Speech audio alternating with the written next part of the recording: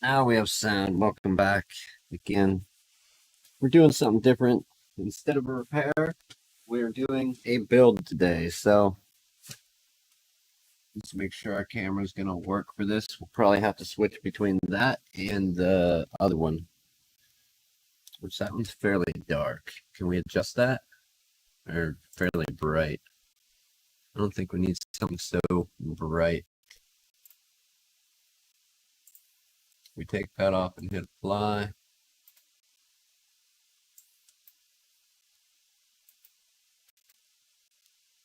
That's a little dark, but it's not going to auto adjust. All right. So start getting some of our components out. This is an AMD Ryzen build. Check the description.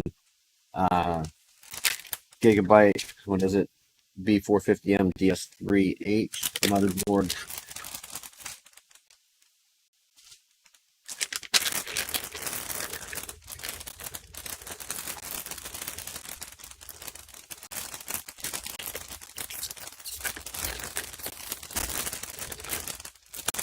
That has to be the toughest Scotch tape I've ever dealt with right there.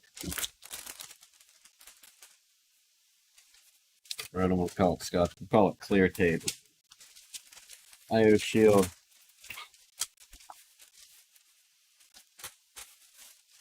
Not a lot of nothing else. All right.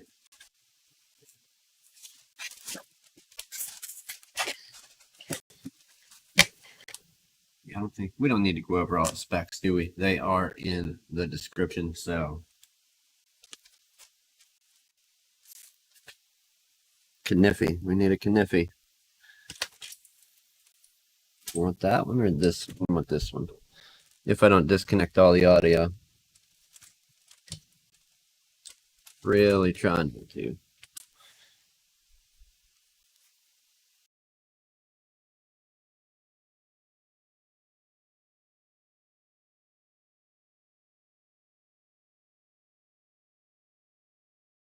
Really want to try and keep this mic from tipping over. That would be amazing.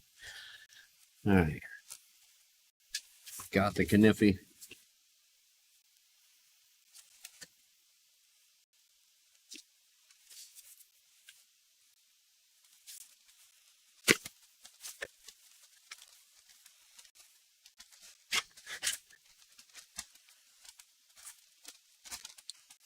We just need the CPU cooler. We could use that. Or do we go for, yeah, put the other one in.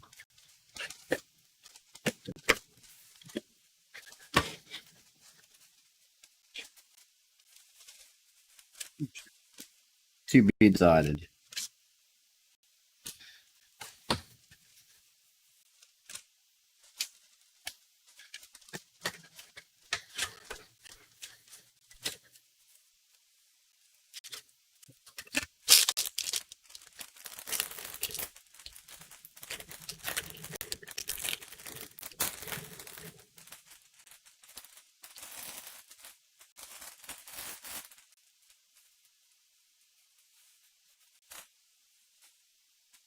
Got our IO shield processor, motherboard, our RAM. So this is nothing fancy, no crazy gaming build, but we did do solid state. So I don't know. Do hard drives make sense anymore? It's like an honest. Do they make sense? I don't think they do.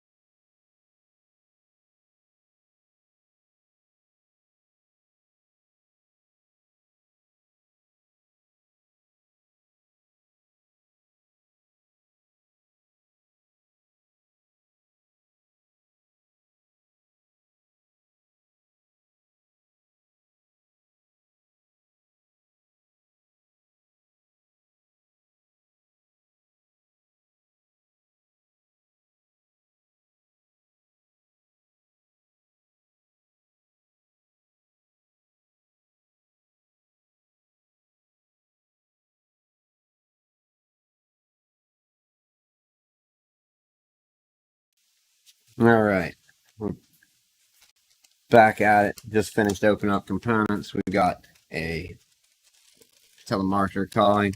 They're probably actually calling back, and we had a customer walk in having password troubles.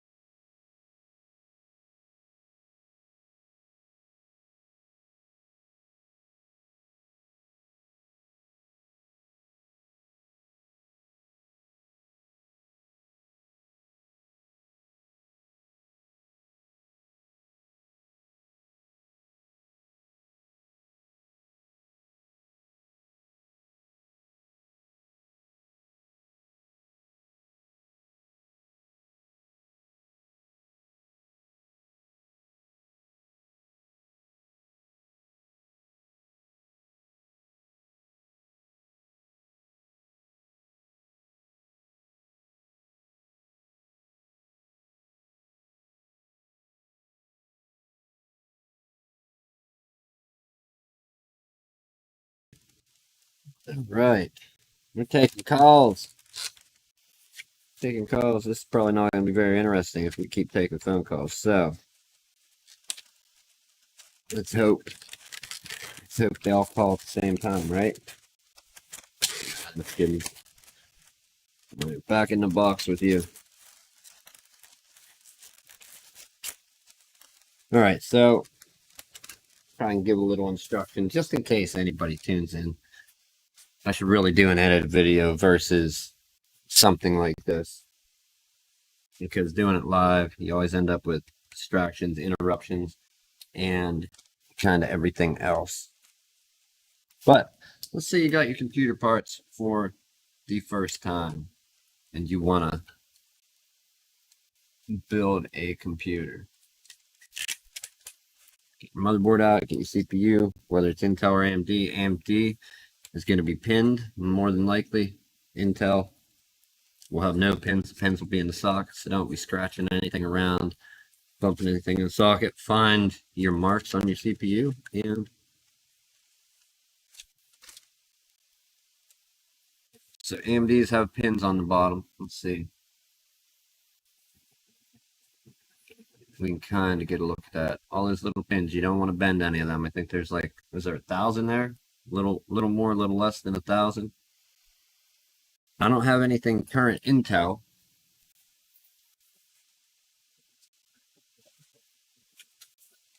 Nothing really laying around that's not being used. We're not going to power down a machine and pull it apart to show you a CPU.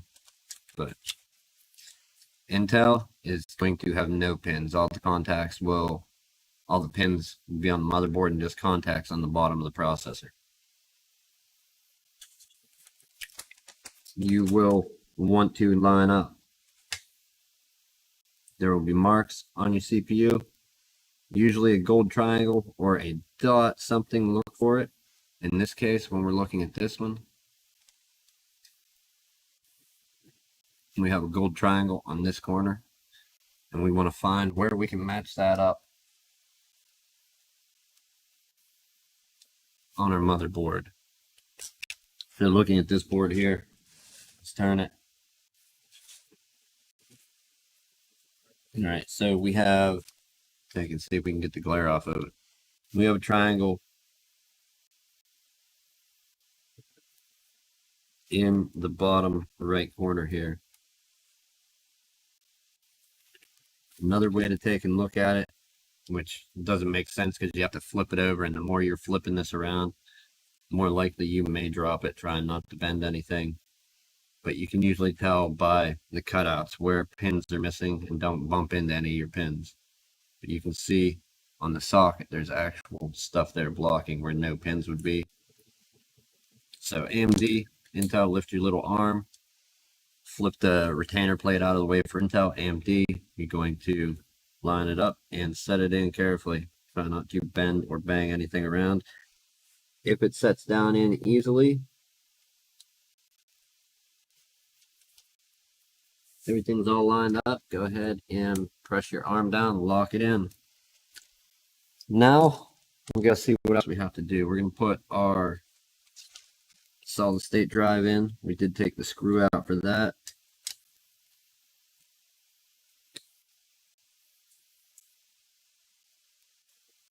We're looking at 280. So we have a 500 gigabyte NVMe drive, allegedly. Can you ever really believe the manufacturers? So if you're doing solid state, you'll be connecting to an M.2 slot or possibly a PCI Express slot if it's an adapter card. If you have your old typical mechanical hard drive, we'll get to that later. You'll be using SATA. But for the sake of our build, we're using M.2.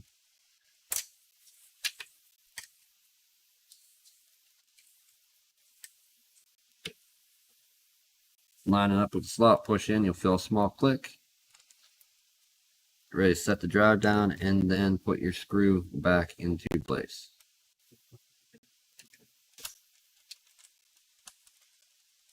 More fancy, expensive motherboards will usually come generally with a small heat sink that screws down, and you'll get a lip thermal, like a silicone thermal cooling pad that goes on the drive to help pull heat away from it. We're not going to be doing anything intense enough on this computer that we need to do that, but and finally, let's go for our RAM. We're going to check the manual. Typically, and this isn't for every build, but this I'm just saying, typically, when you go to put your RAM in, you're going to put it in the two furthest slots that match away from your processor. That's how most motherboards are set up, but not all. So please do go online, get a manual for your motherboard, check the manual that came in the box to see what they recommend. So since we don't have a manual, we have to look it up. So 4, 2, 3, and 1, we should be using sockets 1 and 2, which would be the two gray ones. Two gray ones, not the black. Let's take a moment and look it up.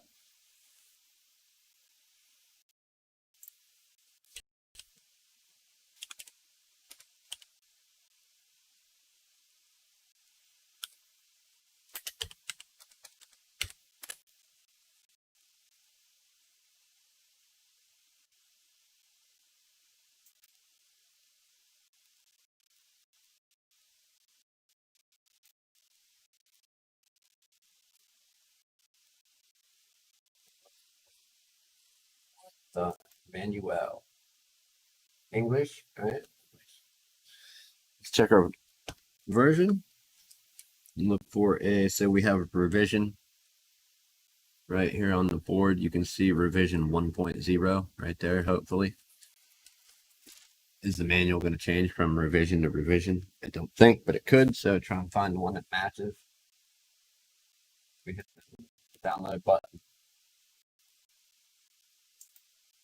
Goes, and let's start page downing through this. Oh, and that keeps muting my speaker, so we're gonna have to scroll. Memory.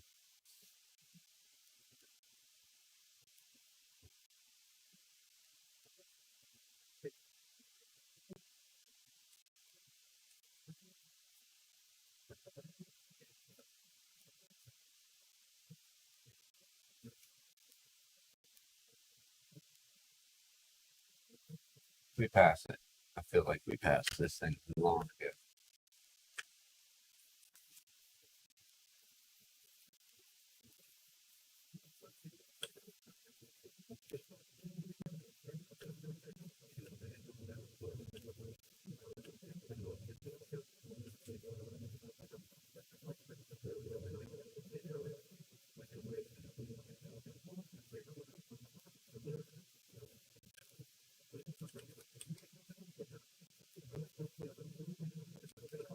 All right, so right there. That's what we were looking for. So we're going to use 1 and 2 modules, or we could use 3 and 4. That would be another dual channel configuration. We're going to stick with the 1 and 2. So let's flip back over to, oh yeah, sorry. That's what we're looking at there. I don't know if I didn't flip that over. So DIMM 1, DIMM 2, we're going to put our memory in there. That's dual channel config for our 2 modules of RAM. We could also, like I said, use 3 and 4, but typically people stick with 1 and 2. Most manufacturers do. You'll have a key. Line that key up to figure out which way your memory is going to go. When you do, not all motherboards have latches on each end. It's becoming an ever increasing trend. Very popular. And kind of stupid. I hate them. Mainly on, I think it's on ITX motherboards. I'm not going to say only mini ITX boards, but they only put the latch on one end. The other end will be solid. You just have to slide it down. But not the case today, so let's go. Let's discover. Press down. The latches should latch. Again, line up the key. We can see that that is going to line up. Or look at our other stick for reference. Put the sticker facing the same way. As long as it's the same sticker. That much is done.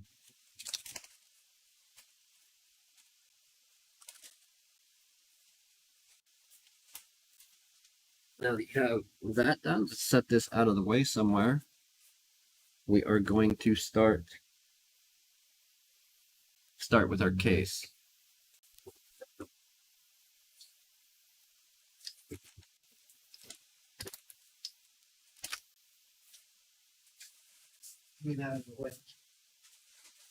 Gotta open this big beast of a case real quick here. And take another phone call.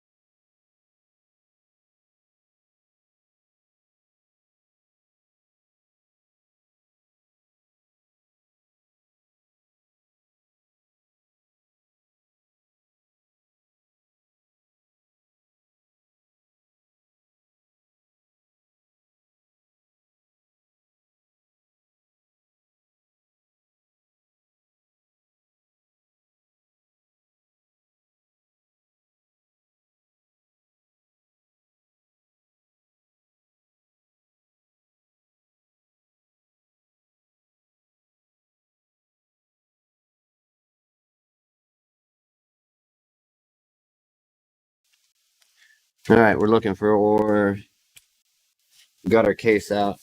We got to take a quick minute and look for some HP 65. It's kind of senseless stocking ink these days, I do believe.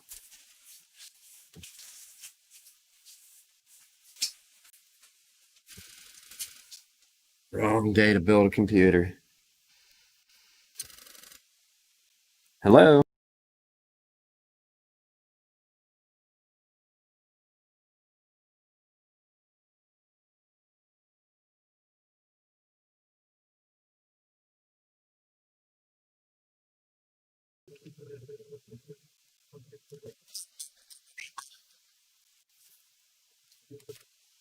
The utility company is trying to reimburse this. Is that a scam? I feel like that's a scam, right? Let's dump this case out.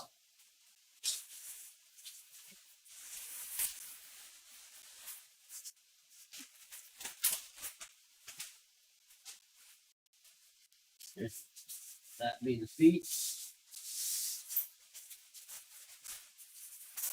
Right. You got feet.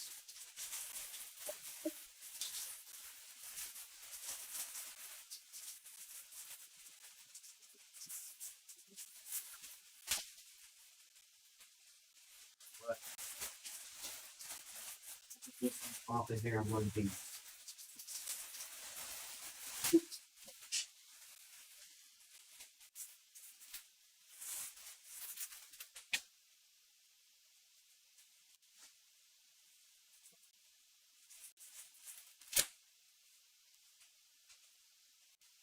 Let's throw this up on the mat.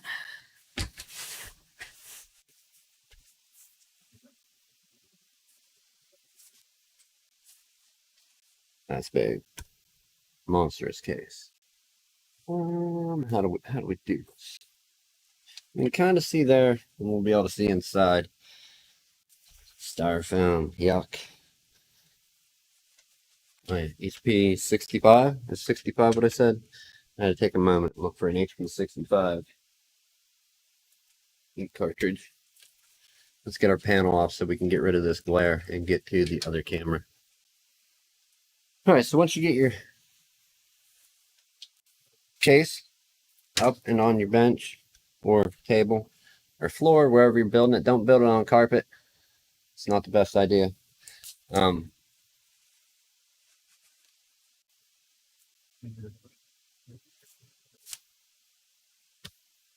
Don't build on carpet.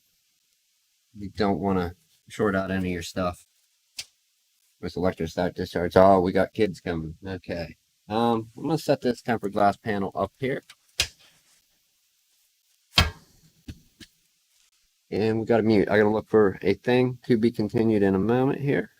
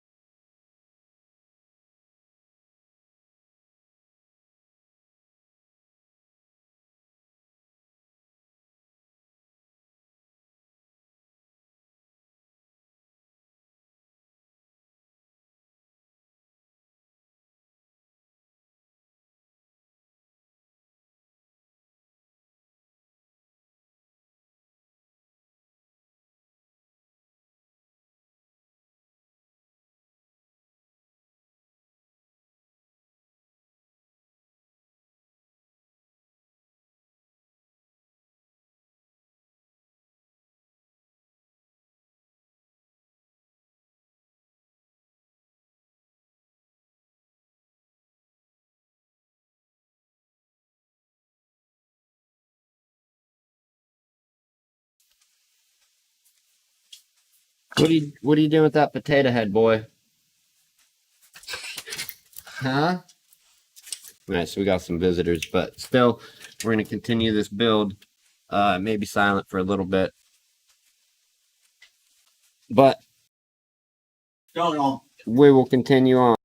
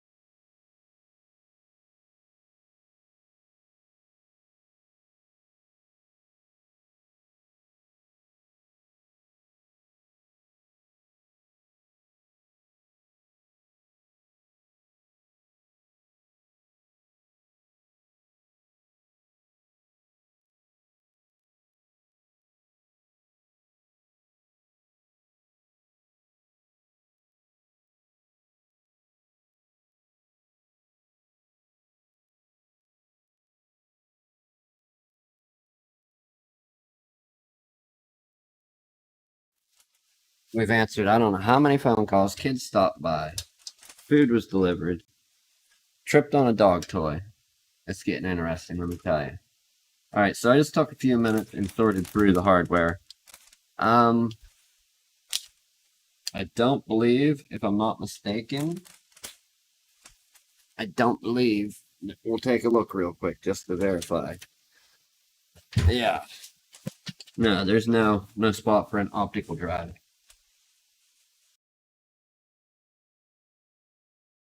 You forgot to give me hugs. Oh my. Well, come here, Bub.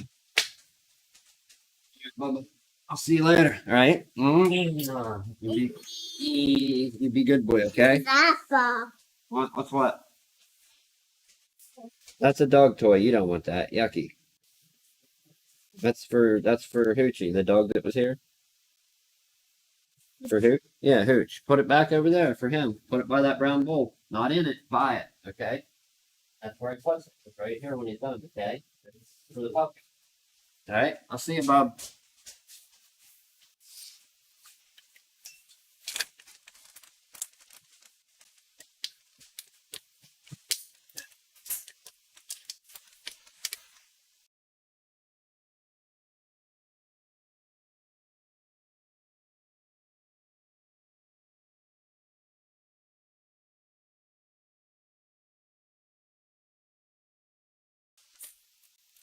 All right. So I took a few minutes and sorted through the hardware. Wow, that really dims that out. I'm just going to dump out all the motherboard size screws. We're not mounting.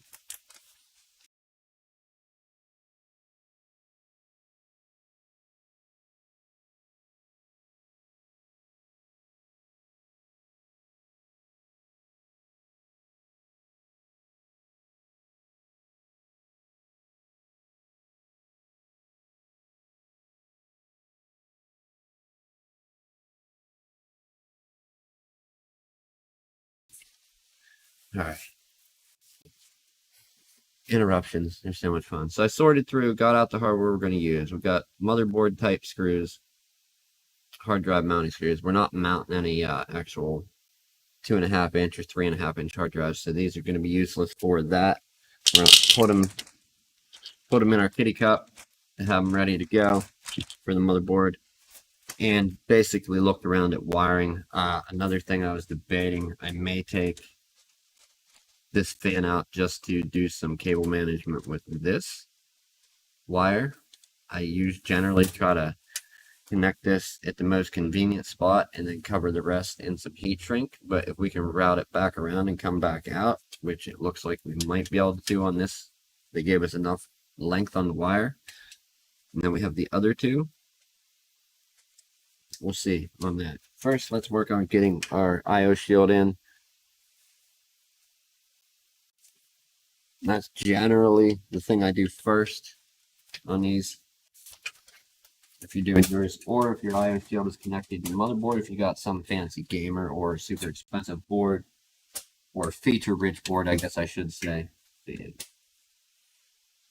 you're putting your normal low-budget IO shield in, press it in around the edges, start trying to get one side in, get it to snap in, and work along the top and bottom until you get the other edge in, or do the bottom corner, the other bottom corner, and work the top across. However, you'll find ways to get them in. Watch out when you go put your board in that there's no bend on sometimes around Ethernet ports or USB ports or monitor ports. They will put a little tail coming out with kind of like a bend upward.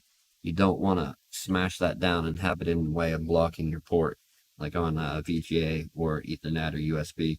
So you want to keep them all fairly out of the way. All right, we got to take a moment. Does this have standoffs? It does. So this already has standoffs. Let's see where their standoffs are, the config of them.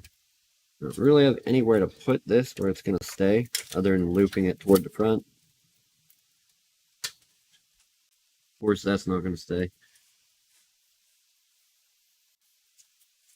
Try and stash it there. So find your standoffs if you're still trying to follow along. Like I said, these really should be edited, but I do them as live as possible.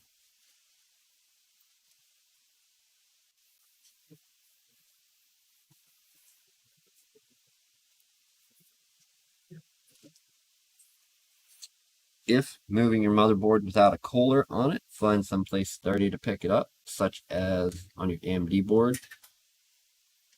You will have this, and we got to take a look. I got to see how our water cooler or AIO connects to see if we need to install the back plate. I'm not certain. I don't think I've ever done. And we got to move some of our standoffs. So let's see which ones line up and which ones don't currently.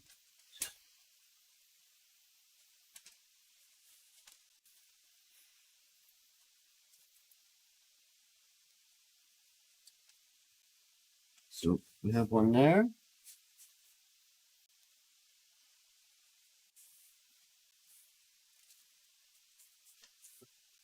Is there a peg in this one? Top. That one, fairly certain that one doesn't line up. So we have to do this one, and this one. We'll move this up, and this in, and we should be pretty good to go.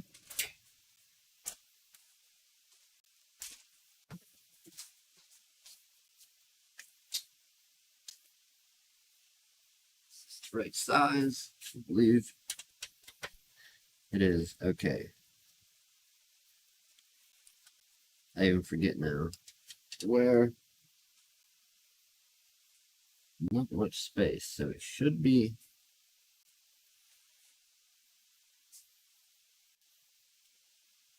Okay. Move a standoff to there.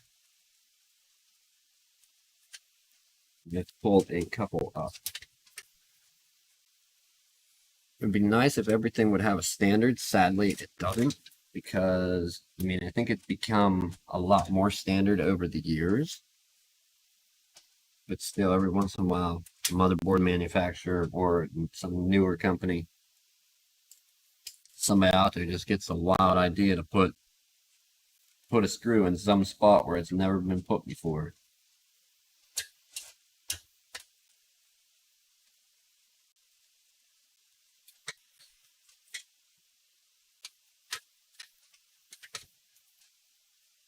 Where was our third one? It's there, and then it was a drop down. It'll be there, and I think we'll be at that one because our screw isn't really in line where that one would be.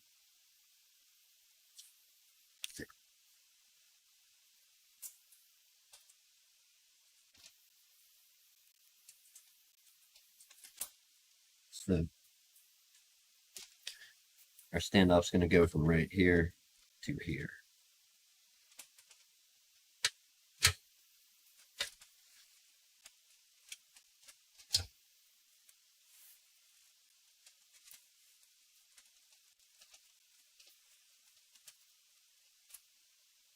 I don't think we need to bother moving the third one. We might just actually pull it all together.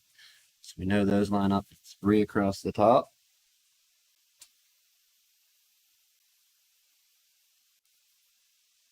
No. We don't have a 3. We only have a 2, correct? So we can pull 1, 2 standoffs completely out of our way. The board actually doesn't even sit down on them.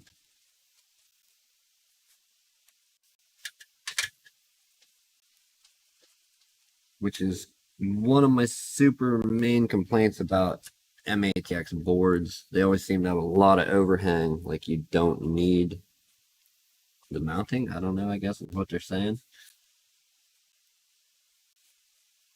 We're not doing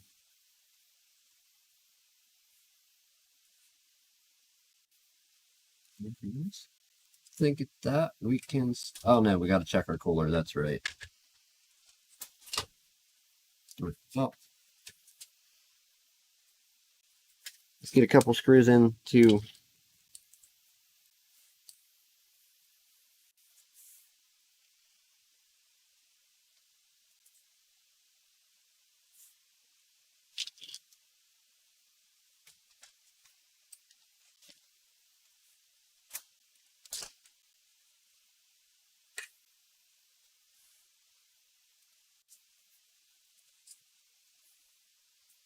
One has disappeared.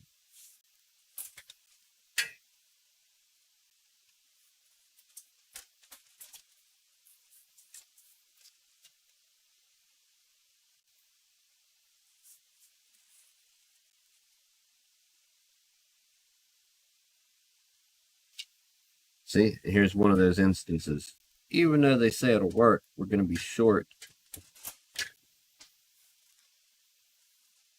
one standoff. It actually needs to be not here, in between.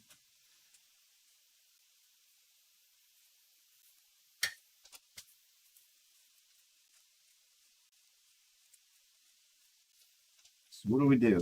What do we do in that instance? Do we try and drill a hole and tap it, or let it well enough alone? I don't have a tap here for this, so we would be literally tapping with a standoff and go through enough to get it to screw in. There's one screw hole. No. And we will be able to access our back plate, so we can go ahead and mount this. We have full access to it, it seems, if we have to switch it out.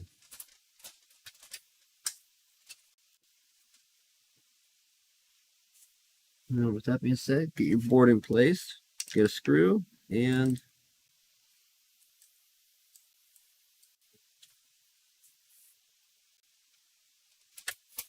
typically all the screws, I don't tighten them down. I just get one to hold the board about where it needs to be, and then go on from there with putting other screws in. I tighten them all down once they're all in, because it sucks to get to the end and realize you gotta loosen up a bunch of screws and shift the board slightly. If you leave it loose, you can shift it the whole course of the install. Not the whole install, but the whole part of installing the board, that whole section point where you happen to be.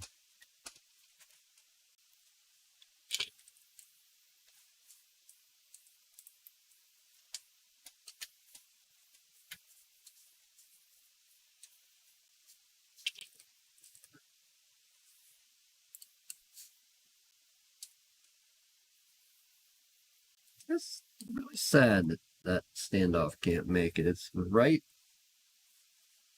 outside where it needs to be.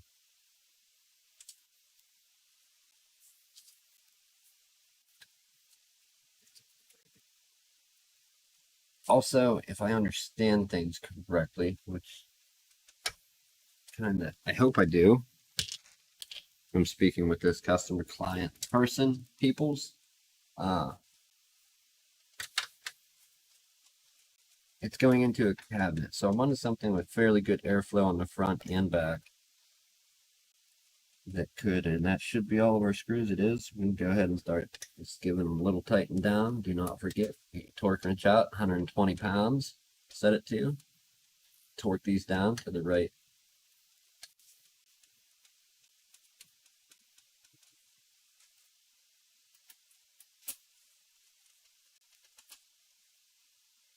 Finger tight will work.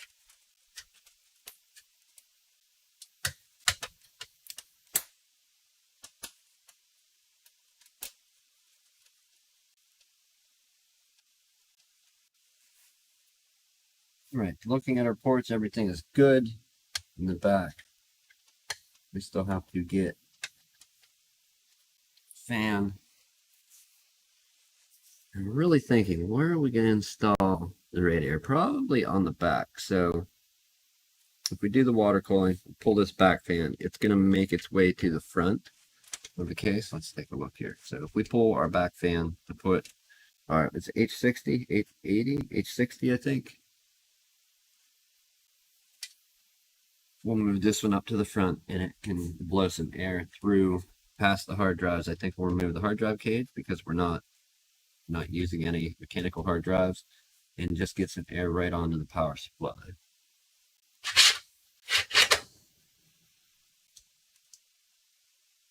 I mean, should be fairly simple, straightforward build. Let's get our fan pulled off and possibly work on a CPU cooler next. Start with our fan.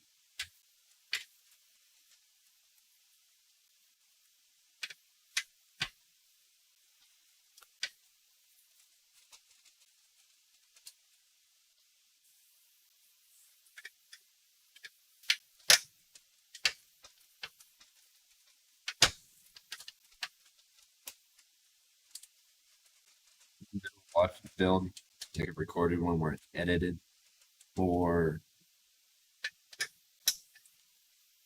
well, obviously it's edited if it's got time lapse happening in it, but where it has like jump cuts, or even if it's smooth transition to cover a jump cut, okay. And they got this whole build gun. I'm saying somebody couldn't build a computer in 15-20 minutes. Yeah, you could, just slamming it all together, obviously. Gotta remove that. I mean, it's not even removable.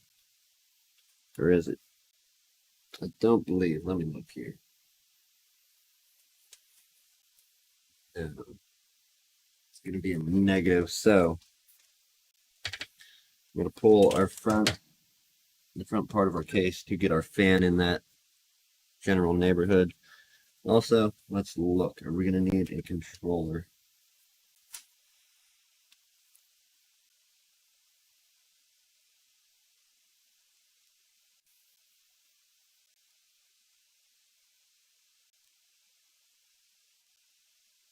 We may.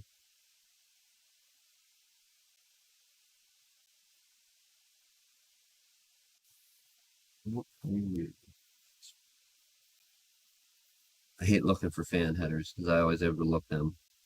So I see two off the bat. Using Molex is not ideal, so we're probably going to get some type of splitter in here to have a couple of them run at least the PWM setting, so the board can manage their speed. It's one other small piece. For now, though, we'll be able to at least have one hooked up. We can still get this in place. Do we have any screws? That's the main point right now. We don't want to be breaking anything now. Seems like it should pull off square. Stand it up, and then we'll move on to our CPU cooler.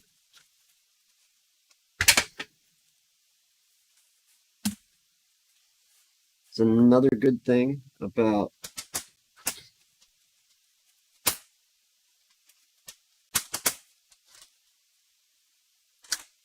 computer cases and manufacturers over the past however many years. After you get your front case or the front panel of your case off, if you're using this case, you have a screen that pops out as well, and then you have full access to just go ahead and reattach your other fan.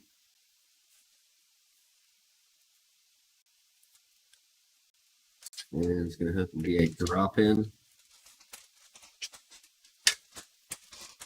on this side, and then put the logo the same way as the other two. And reuse the screws that we pulled out of the back for this.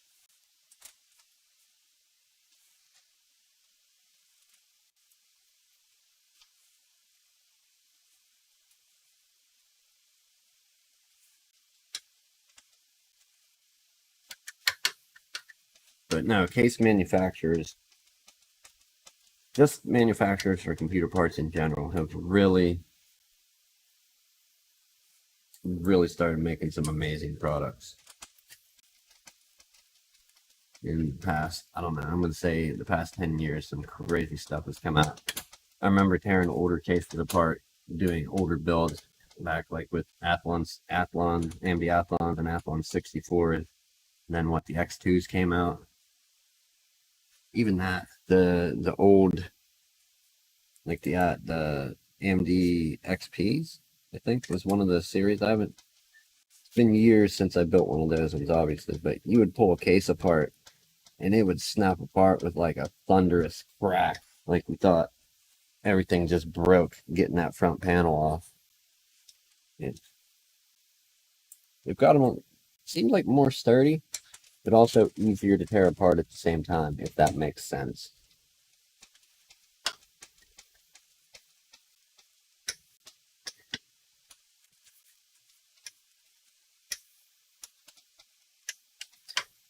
And most boards, how many fans can you split off of one header? 2? 3? I don't think I've done any more than 2 to do it safely.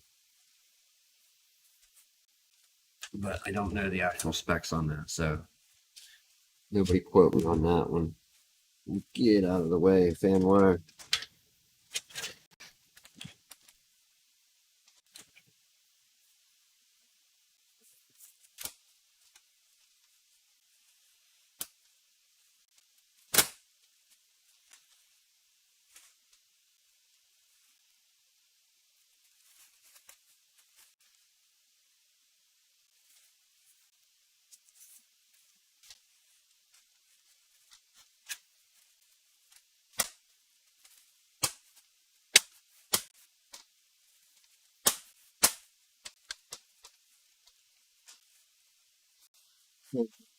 Plug it in, check some stuff.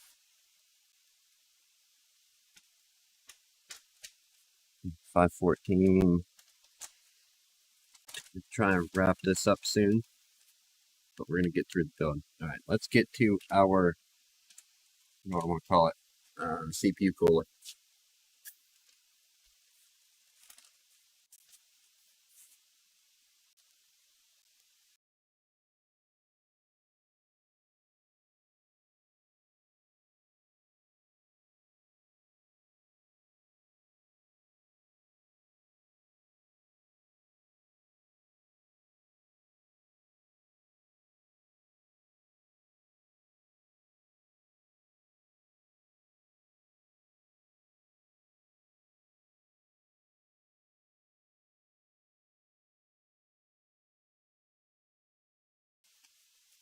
Okay, get this thing opened up.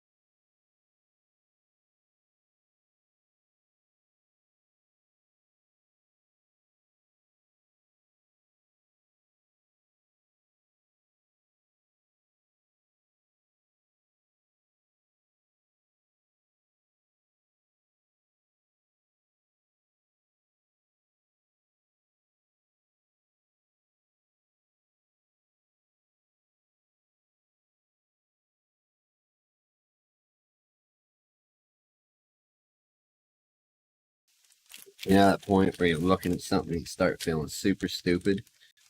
Like, how could this possibly ever in a million years work? Yeah. Well, then you're like, oh, maybe there's another bag of stuff. Yeah, I found the other bag of stuff. So we're going to pull a couple of these out and sort out what screws we need to attach this to that.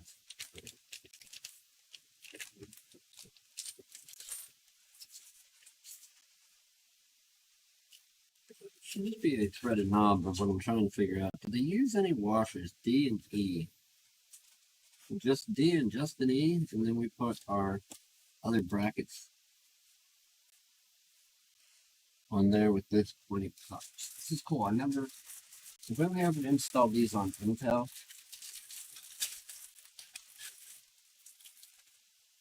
And we're going to use the stock bracket for our CPU to attach our water cooler.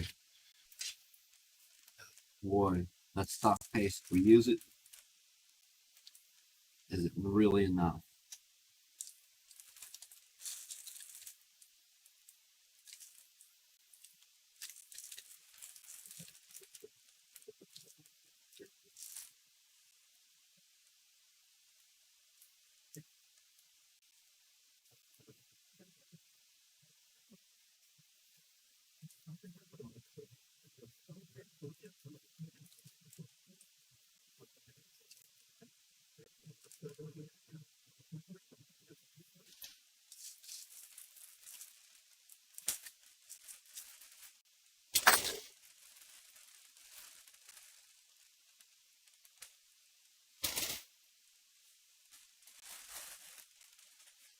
Putting one of these on an AMD 50.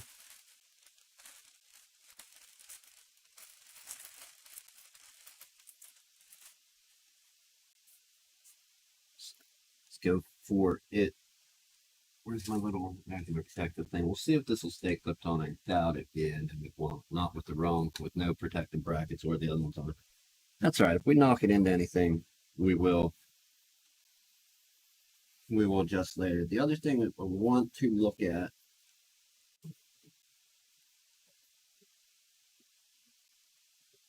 is, does our top come off?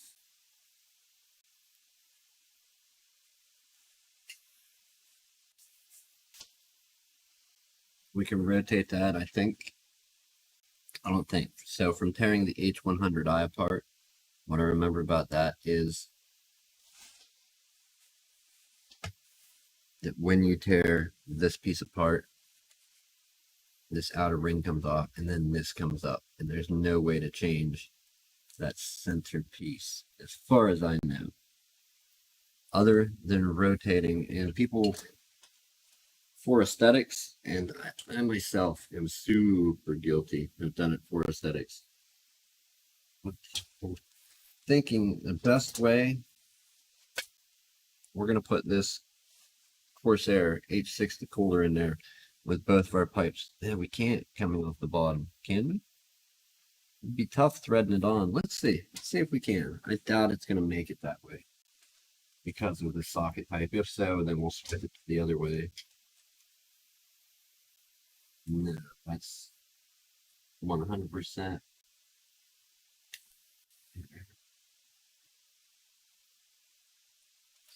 Yes, yeah, 100% not going to work. So we have to pick one way or the other, which is, I guess, not fun.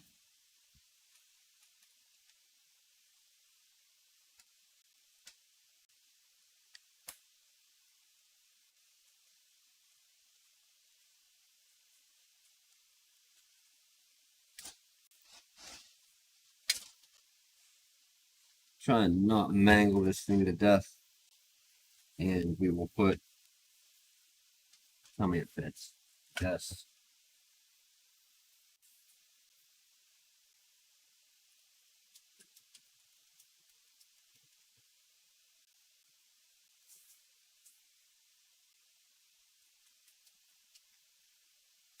Push it. Oh, push it. Oh, we need more hardware out for this.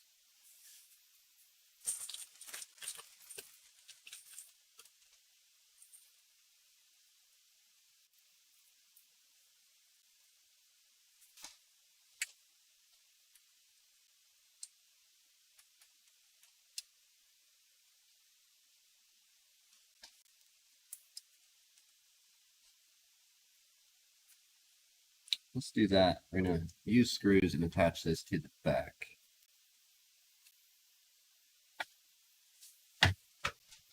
Looking at, do we need washers? They don't have any rubber with it, so we're not going to go that route either. Do have a few washers here, so we will use those if they fit the screws. If not, then no big deal.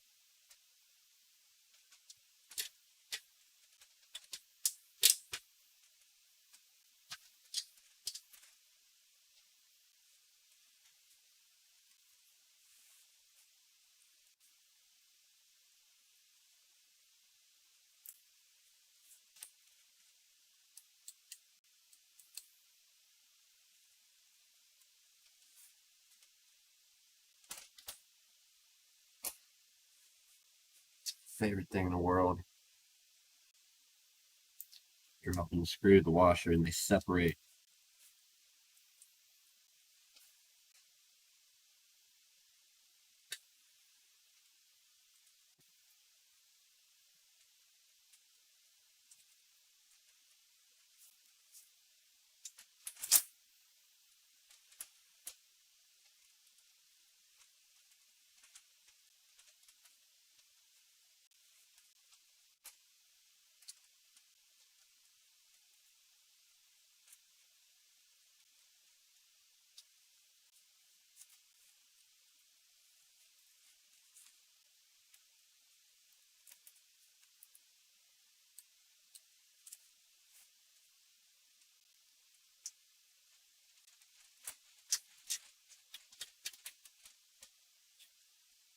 One, two, three, and four. Now, what would really make sense? Because we're not double fanning anything up.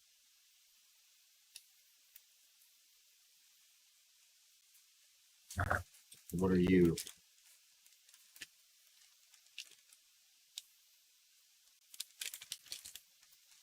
So that's for that. So yeah, we're gonna have to get a separate, at least a splitter, if not. And I hate using Molex connectors because they run at what, top speed or goofy speed, and then motherboard can't control them. I much prefer the motherboard control them. That way, if not running hot, then running low RPM. If running hot, high RPM to keep cool. We're gonna do a push on the radiator instead of a pull.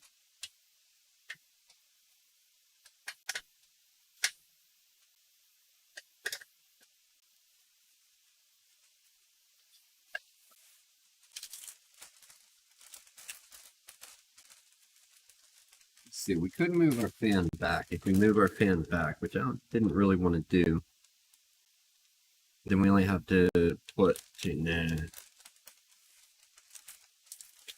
What do we do? What do we do? What do we do here?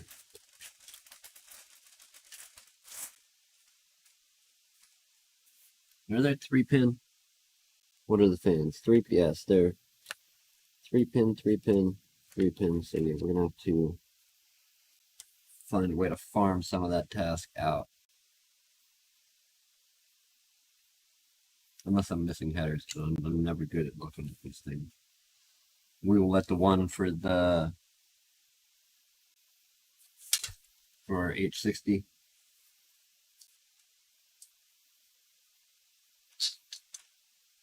Let it run directly from the motherboard. Honestly, shouldn't matter what way we mount it. We get it right there. The wire is basically going to be able to drop straight down.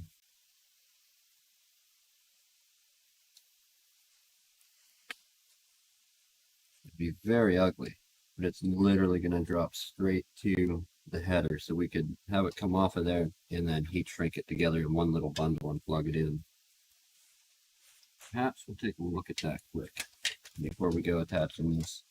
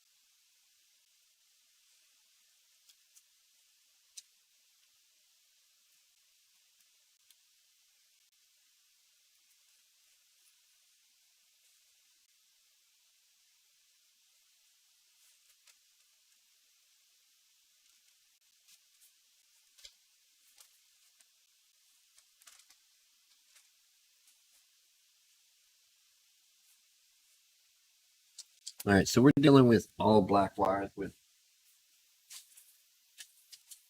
strictly white markings. Okay, so let me take and make a legend real quick as far as this wire goes. On the back of the header socket from the top down, so we're going to have 4 wires. We're going to have the dotted one, the dashed one, dotted, dashed, blank, and then what are those, even longer dashes? Yes, even longer dashes. So 1, 2, 3, 4. T, B, and that's the back side. Right, so I have numbers written. Pay no attention to that. They're not important. And there goes. So 1, 2, 3, 4. We have the dotted line, or the dotted wire, the short dashed one, the blank one, and then the long dash. Because we're going to pull all those out of this in to get our heat shrink over. Unless I have a piece that will fit over this and will still shrink, then we don't have to undo any of those connections.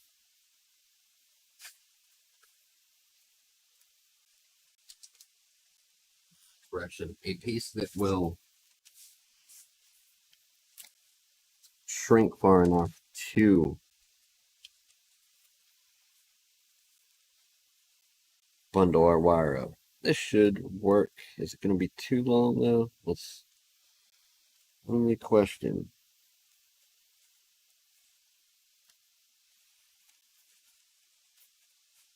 Too long or just enough? All right, let's do it.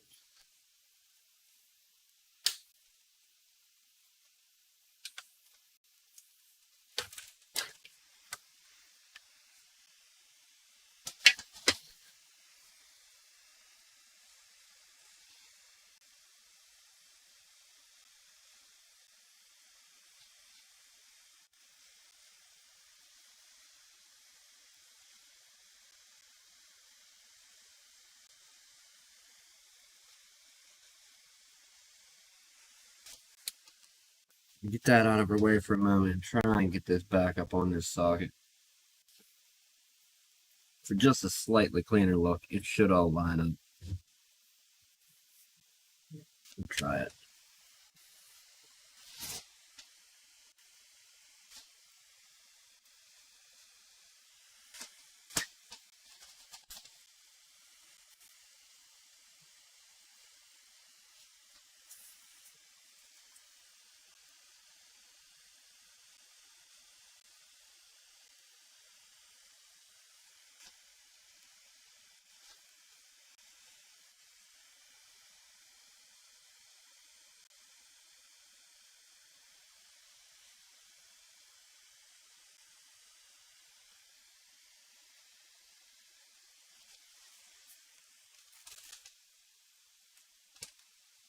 You docked? Start turning off, you. It's that way? No, that way. There you go. Okay, so our fan's going to go on like so. I'm going to do that. Like so, in a push configuration. So it's going to be sitting on there and push back in this spot. And then this is going to jump straight down to the header on the motherboard. Connect that now.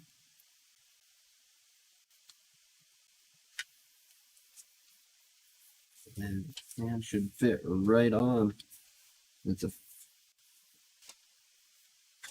right off the fan. Another thing we could do is turn it and hide it and let it tuck up behind it. But I don't know. No, we don't. We'd have to pull a little out. We don't have quite have the room to do that. So I think we'll go with the straight in method.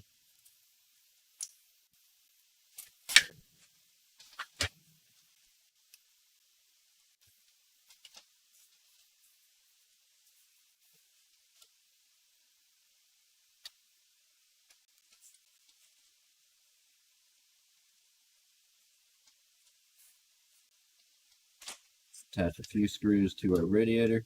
Get this underway.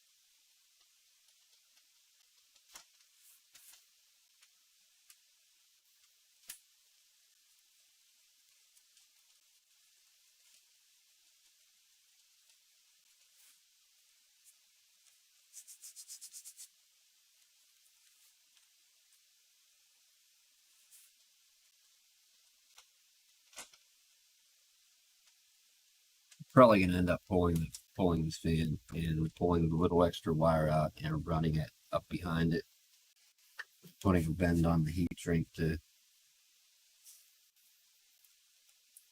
get the wire up behind the edge of the fan coming off of our radiator.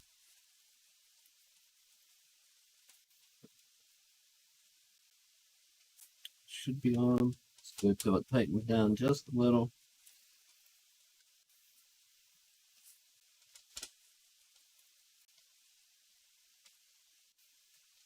Tighten down.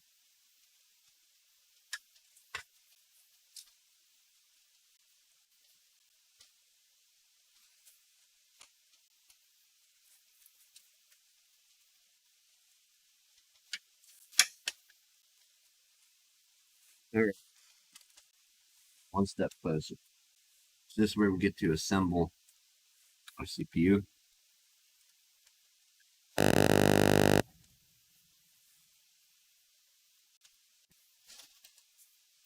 Start routing all this stuff, and where we got to make the choice of where we're going to throw our wires, because this is only going to mount up and down.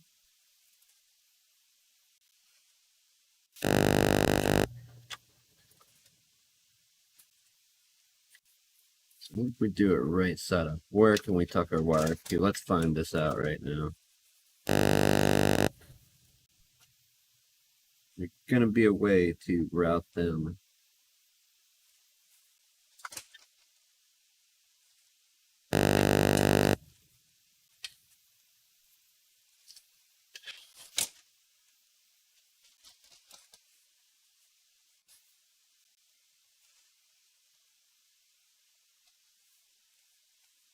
That way could potentially eat up the slack. Not that I like it.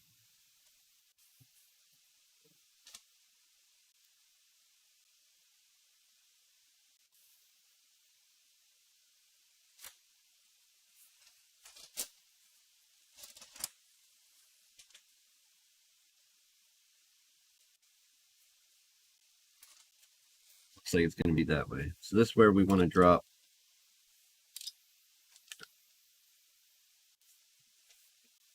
one of our little keys. We put it up through bracket there. This is what's going to grab the edge of our AMD socket.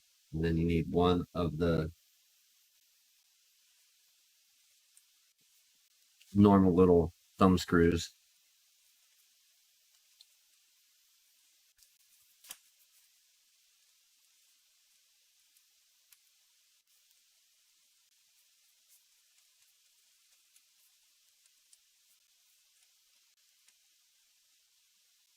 So this bottom, leave it looser.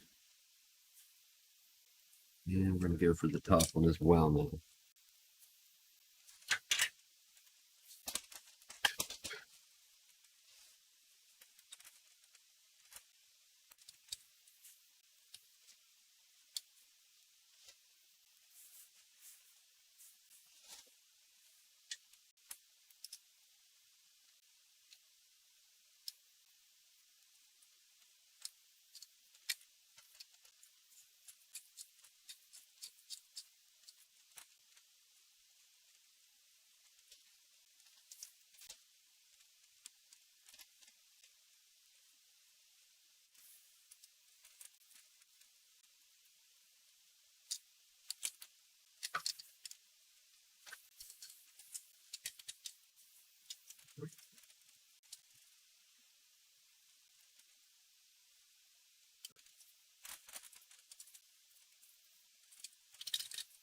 So I wish these plates could rotate and be put on each way. Not happen.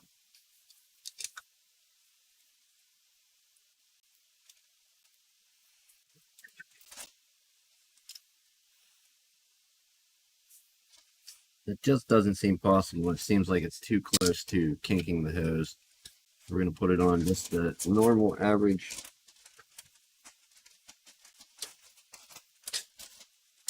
way that it just fits, and we'll adjust our hoses later.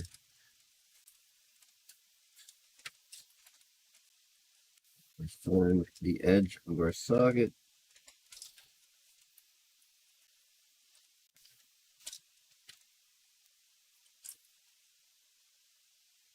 Where are you, you nightmare?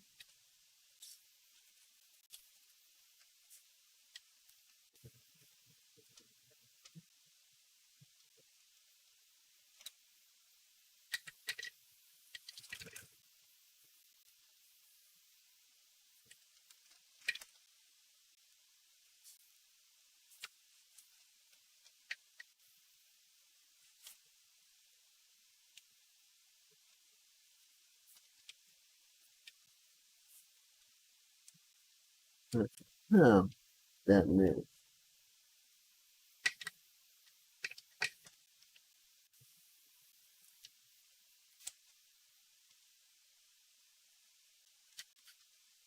Yeah, we're going to end up.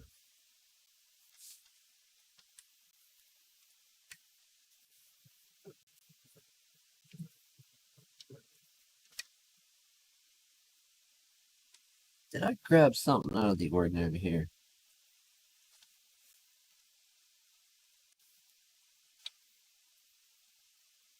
Or is this really just...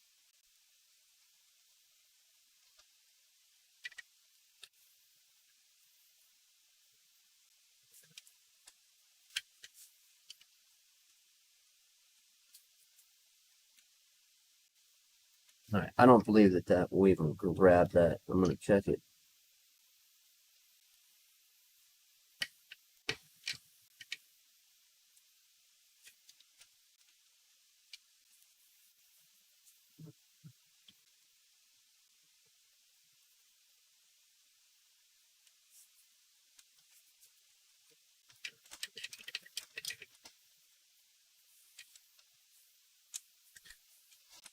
Yeah, we're definitely going to have to repaste.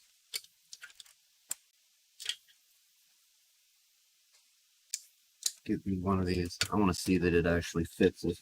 I could not get it to latch to save my life. Thus, why we're missing half of our heatsink. Sure enough, not even that tight of a fit, but it was just not happening. So, take two.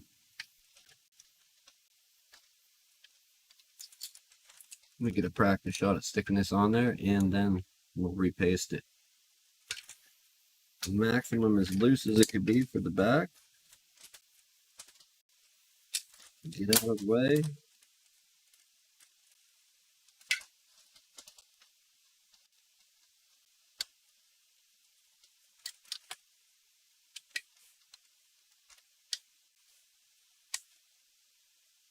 First go. Unthinkable.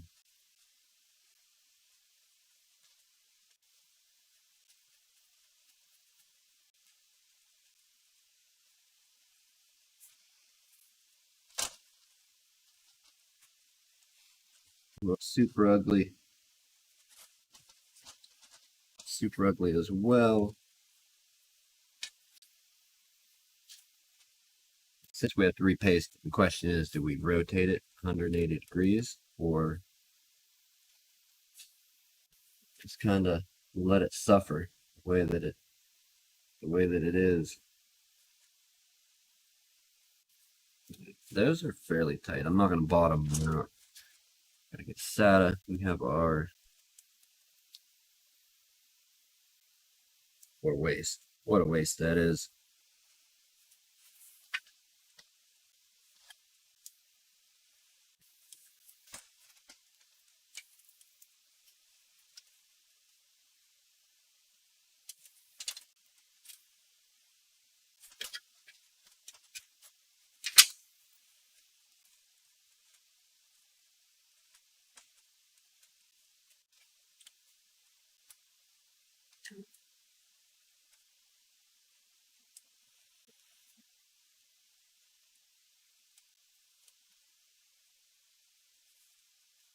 One wire, all for one wire.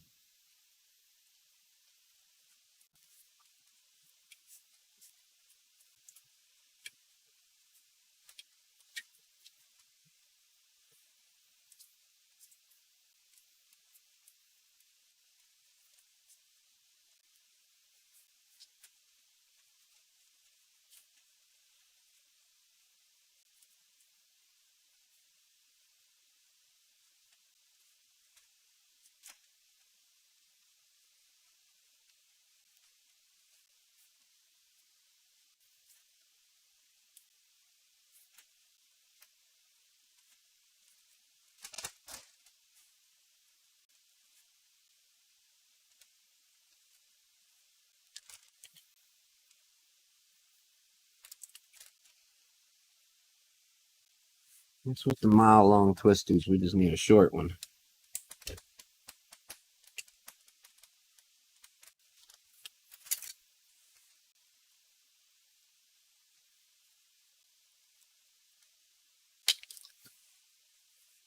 We're putting a twist tie around here for right now. Come back. Zip ties are out of my reach. We'll come back when we have one. Replace this.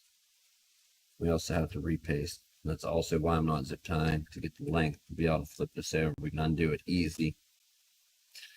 But in general, we'll hold our wires. And we're not going for speed build here.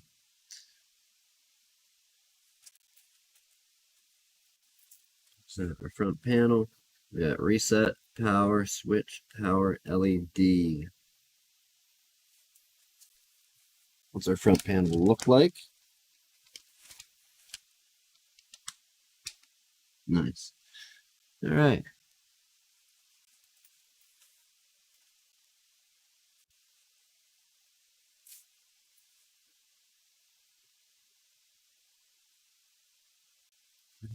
There, what are you? Pull this down. We'll take a look at that. Let that readjust, and that should be able to hopefully tell us where we're at. What do we got there? Power LED hard drive.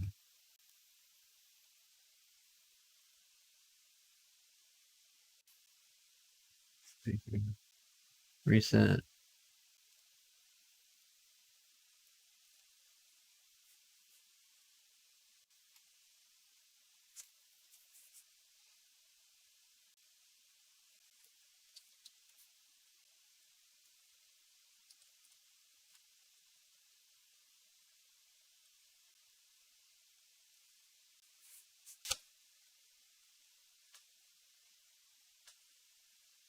Switch. Reset. Speaker. Power LED.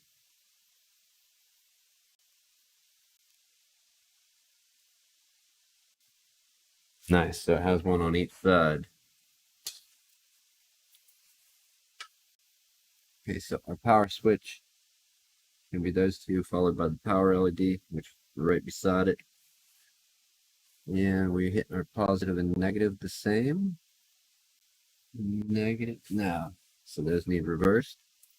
And those need reversed. So what if we flip it up like that? That gives us power switch. I don't like when these go up, I like to merge it together. And does our light blast everything out? Sure does. Right. We're going to put our power switch header on and power LED all together. It's the first four according to what's on the board, and then we need a reset switch, which is directly below the power header. Go ahead and put that on. Or directly below the power switch, which would be, when you move it out of the way, it would be 1, 2. 1 and 2 is your power. The power LED or hard drive? What? I didn't forget what's in there. Was that power LED or hard drive? Power LED.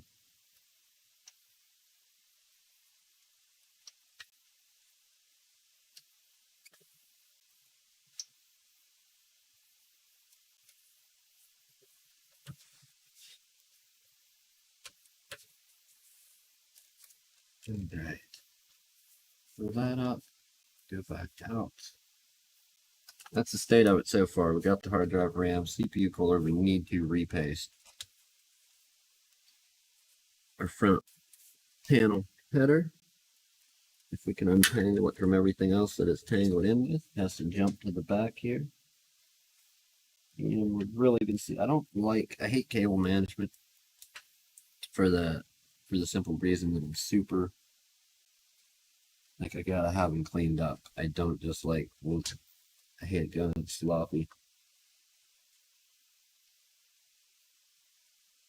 Can we make that disappear behind the board and take it up out? We'll check on that later. For now, though, we can at least get a post test, and I'll recable manage everything as we go. We got to get our power supply in, and that should be it. It's going to be external optical card reader. A lot of empty space in here, but room to add other stuff. We can put SSDs here. Oh yes, and our fans. We got to sort out our fan controllers. So it's the other aspect of that. Go up there, you. Where is that wire?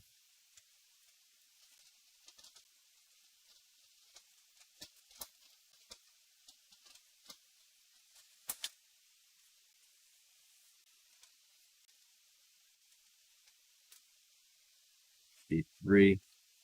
Oh yeah, we can't forget that. Let's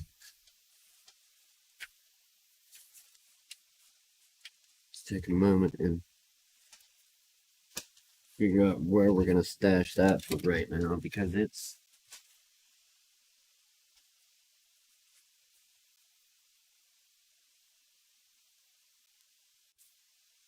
not round, super tough, super thick round cable. But one idea that I've had to start doing USB 3 is they make these, basically it's an up and down right angle connector. So your USB 3, here, let's take a look.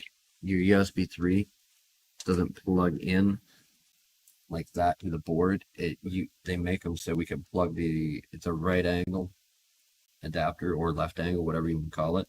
We don't want to exclude left or right. Yeah, we got to be fair here. But it's a left or right angle adapter that essentially, when you plug it in to the header on the motherboard, come out USB 3. Wow. There we go. So it would essentially let you route your USB 3 down here instead of straight out off the board. Or, you know, when you come through the upper hole when you're building something in the graphics card, you could potentially route it upwards if you weren't putting anything full length in your bottom PCI Express slot. You could route your cable upward, and so they make them where they flip it both ways. And on a full size like ATX board, where you wouldn't be smacked into the RAM if you're going that way, or whenever it's here on this side, USB 3, they put them here by the power socket a lot, coming straight out. You could come right off, and look at that, coming right off a USB 3 connector. Picture that going right in, just disappearing, you know, something to the effect of that with the up or down one. So I've been giving a lot of thought to starting to use those instead of just going straight into the board. But haven't had a build where anybody was potentially going to use their USB 3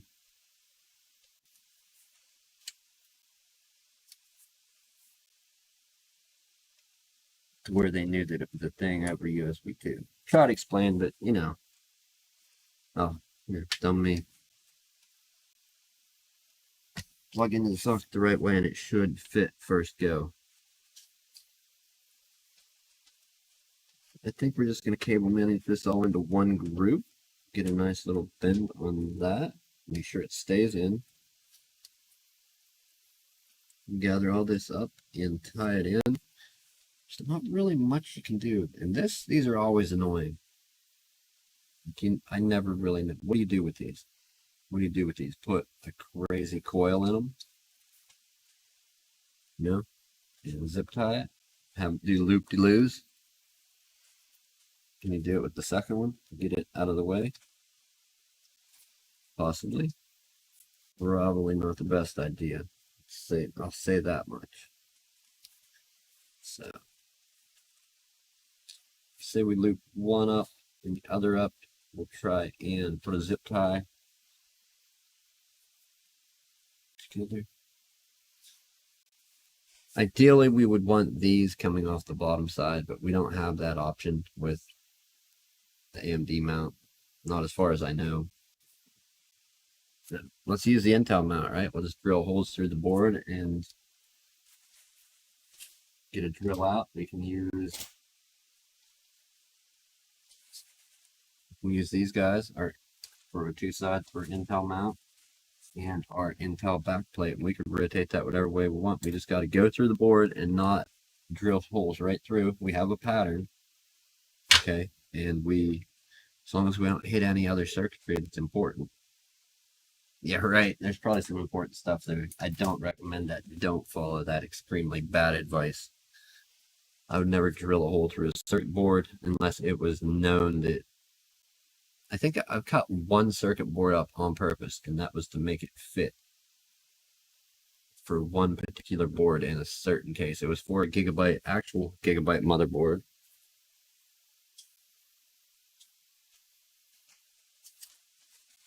It was to get data from an Apple hard drive.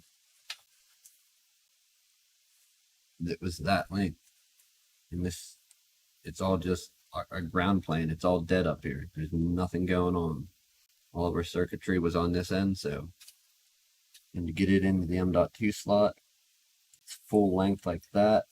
Hit up here, and it was it hit a PCI Express 1X slot like that, and then it had a run in with another, I don't know if it was a fan header or the audio connector, but yeah, that's the only circuit board I've ever chopped. Don't go chopping, drilling into your circuit board unless you're doing repair, but an actual build, yeah, you couldn't be drilling holes through. So don't listen to that poor advice.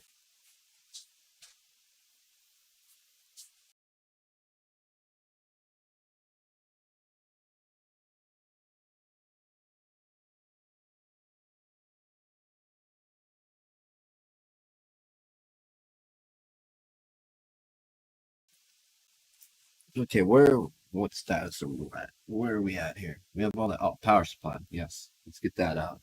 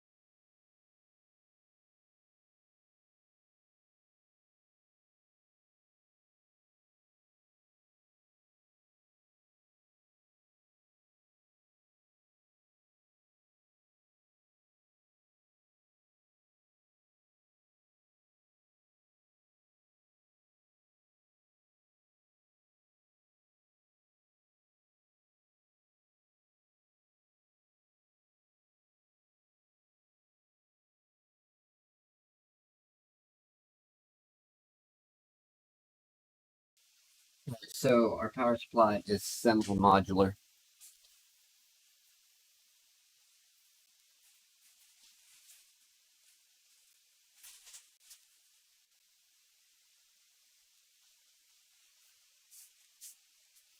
Someone might put it in the description. It's Corsair CX650M. Is this computer going to use anywhere near the power? No.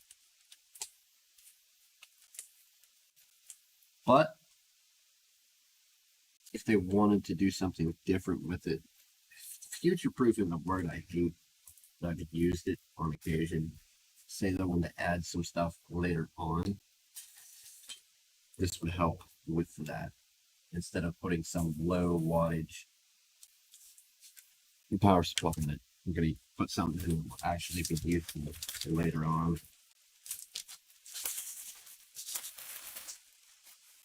I'm not a massive fan of semi-modular, but you can save a few dollars going semi-modular over fully modular. And the value is generally important to customers' use. So, power cords are more Corsair branded zip ties. Usually never work for me. They pull them a zip and then they break.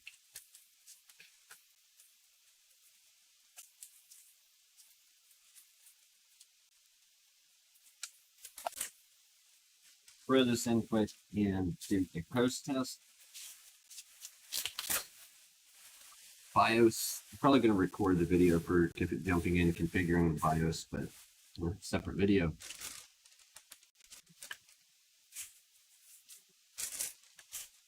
All right, what do we do? Do we jump up to the bird cam for this one?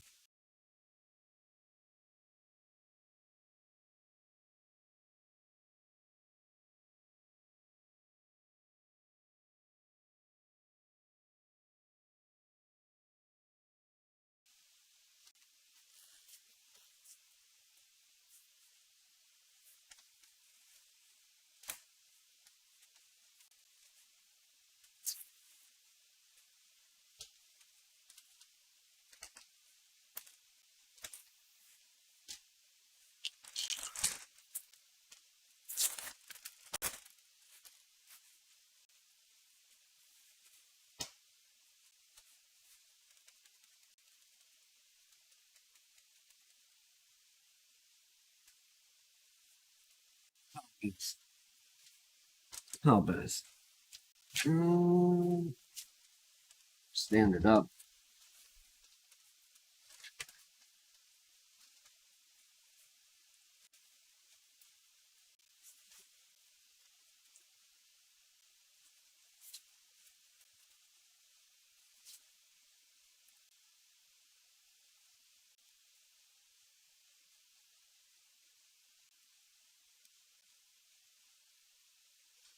Okay, so we could go fan facing down because there is a filter on the bottom of the cage. You have a filter on the bottom of the cage that can be pulled for the power supply. But also, we have like mesh cutout here in the cover for the power supply. We're going to mount the fan up, as we don't know, like I know where they want to set this, but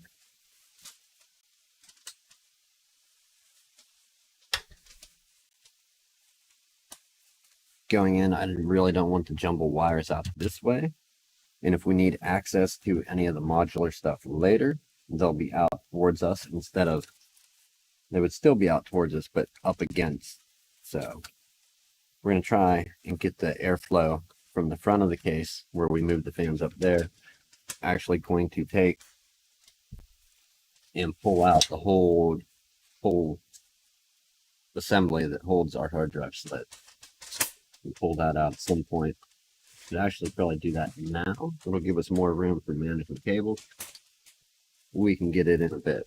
So this power supply will be pulling air from the bottom fan in the case that's bottom at the front of the case, the bottom fan.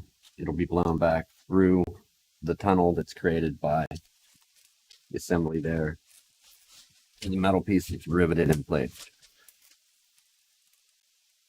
Get our screws, put it into place, and start running these cables. And we'll do a post test and call it good. Gonna, like I said, record a video and edit it down for going through the BIOS, shorten it up, and Windows install. I mean, do we really make that two separate videos? And we'll do BIOS setup and Windows install together in the same one.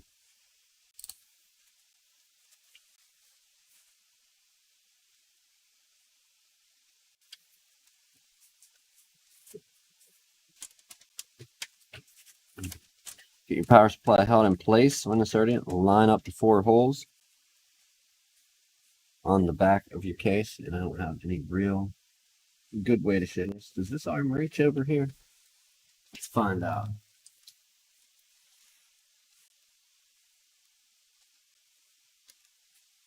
Kind of. Okay.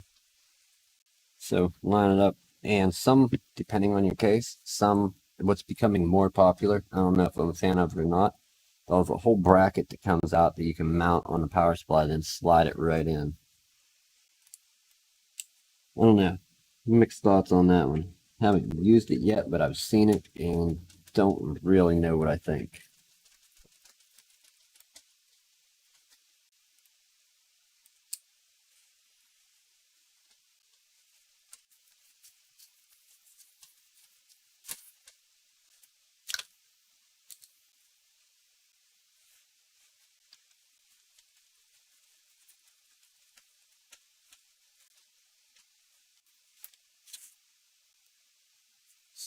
Where is number 2? There you are.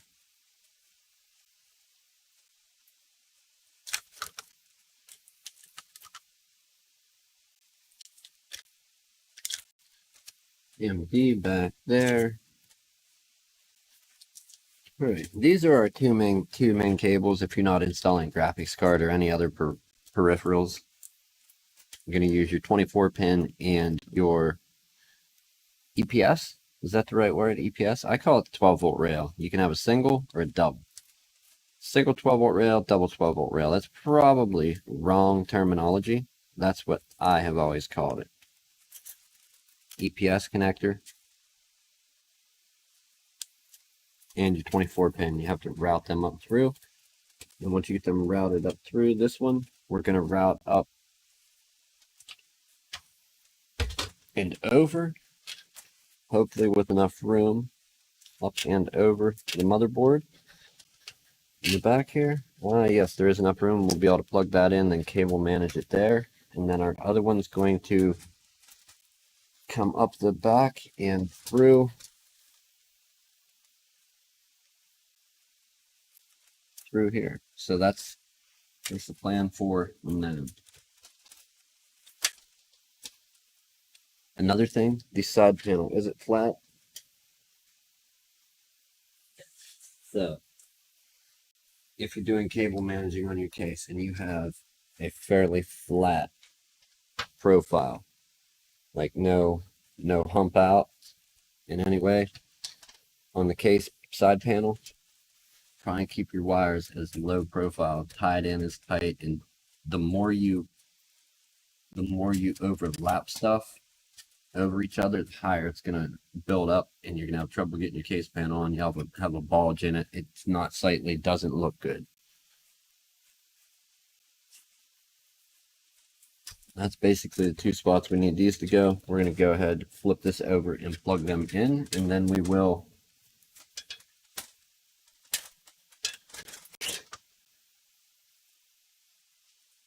cable manage. We're going to pull the hard drive sled out now.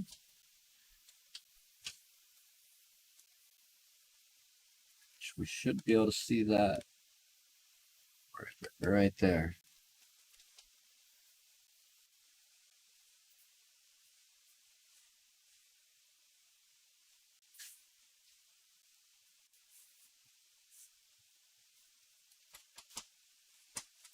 So 1 screw in this location.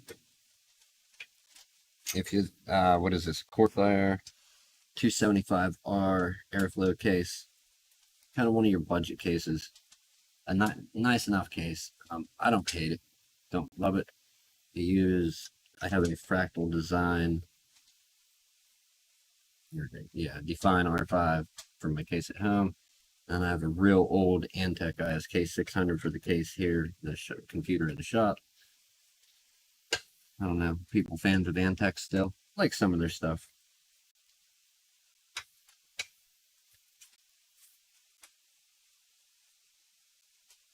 So 4 screws on the bottom, at least on this case, and 1 screw on the side. And we could now be able to pull this out.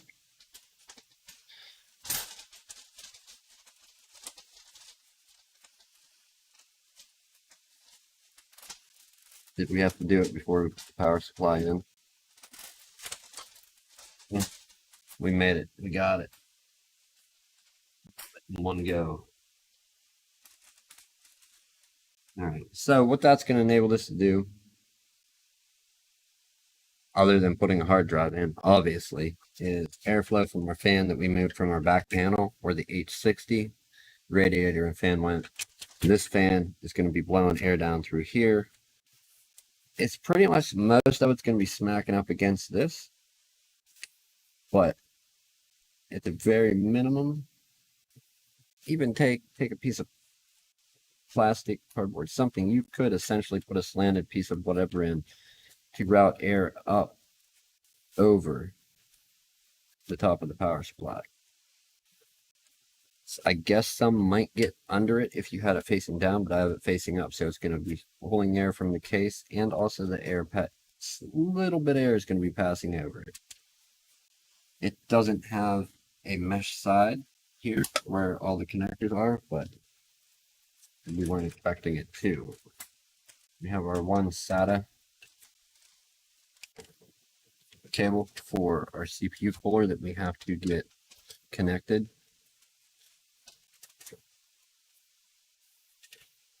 As well as we got to get that connected, and we're probably, like I said, we got to get a controller for all the fans.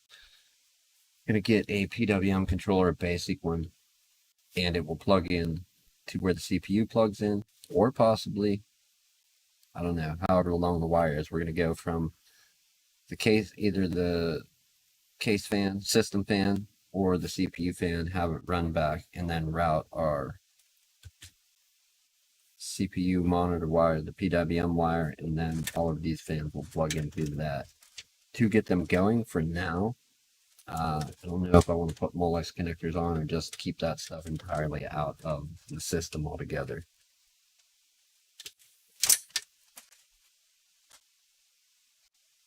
The question is, can we undo that? Route those across.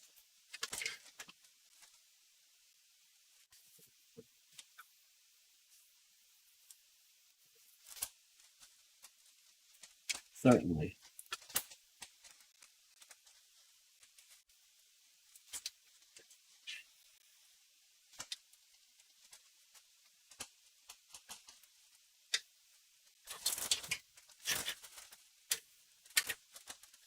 We'll go through and get right across with it. Hopefully, we find a small enough fan controller.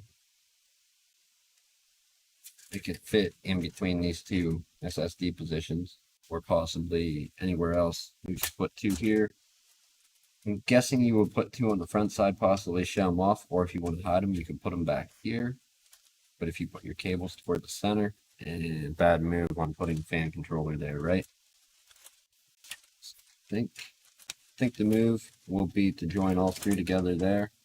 That will get roughly the same length, at least on two of them.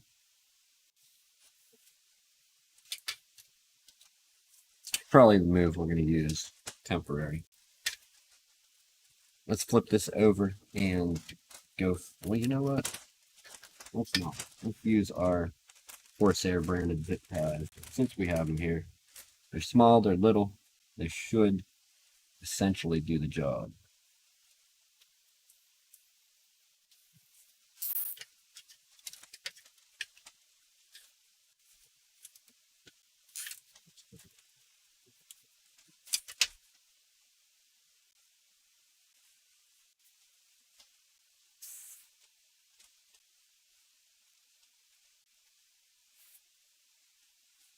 Got my actual cutters that I like using for doing this. I have the fine point red handle ones, red and black handle, very fine point. You can get in and see what you're doing and know you're not clipping through a wire. That will join that mess there, or possibly flip around and right to a fan controller, we hope, at some point. To be continued on that. For now, we're going to send them down here.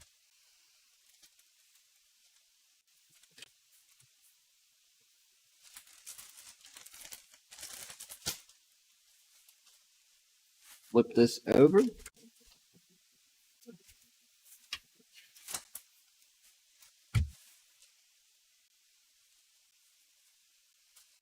Where did it go?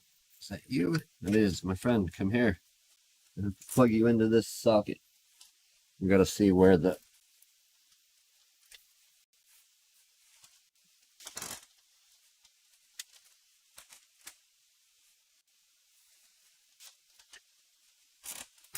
latch is.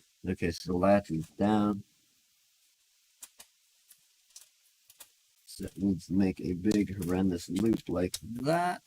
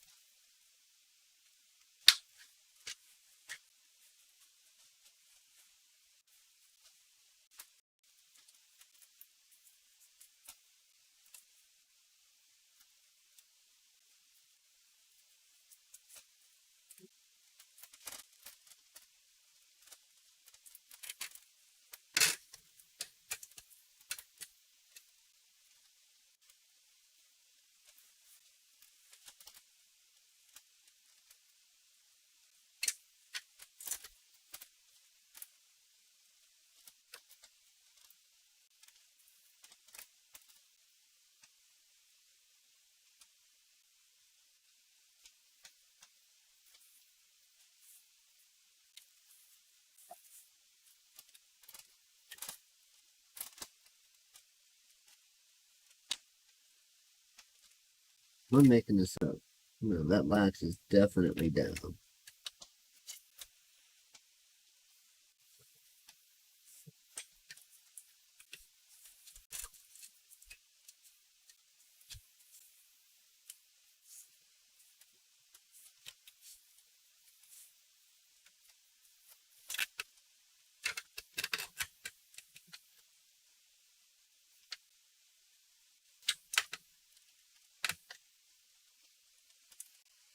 One of the bad things for these connectors that pop apart, when we start getting tension on the cable or running out of room, like we have room to pull this through, not a whole lot.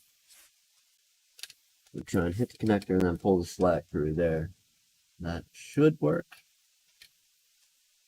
Nope, it popped apart again. Let's reconnect this and make sure it's together how it needs to be. Yeah, it's not. That's why it's not going in.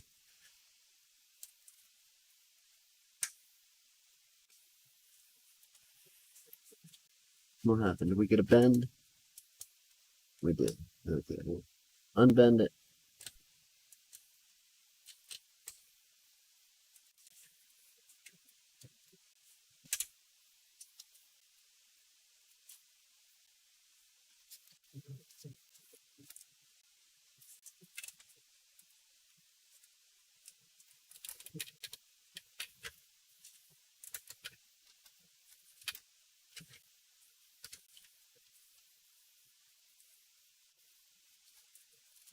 Okay. We're gonna solve this problem. Give me one sec.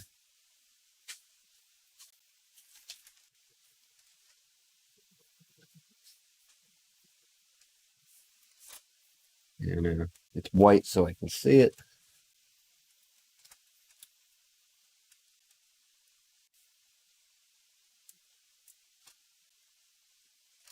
Where is the connector at?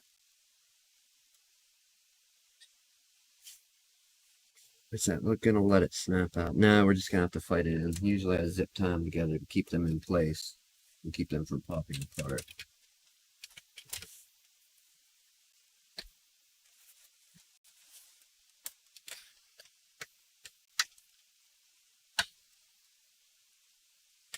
Alright, never mind, we got it that time.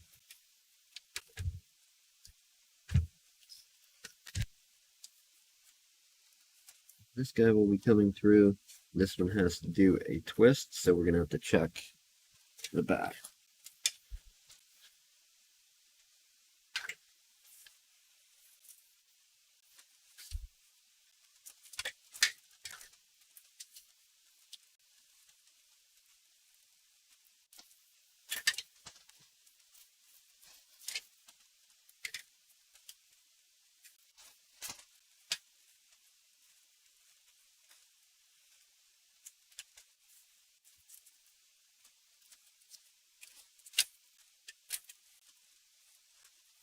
see how much of this came back through. Nearly all of it. So once we got our EPS connector plugged in here and pulled our wire, all that slack pulled back through the hole. So now we're ready to plug in our 24 pin and basically get it connected up and do a post test. And there's the reason I hate MATX boards.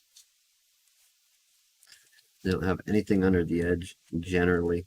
Like a screw hole here and here would do wonders for flex on the motherboard when you're plugging in your 24 pin connector. And also whenever you're removing it, it would do wonders for not feeling like you're going to snap the board in half. And that's that. We have everything we need to do a post test. Repaste, cable management, all that coming in a different video. But for now, let's connect it up and see what's what. What do I have dinging and why is it dinging? That's a weird sound on my computer.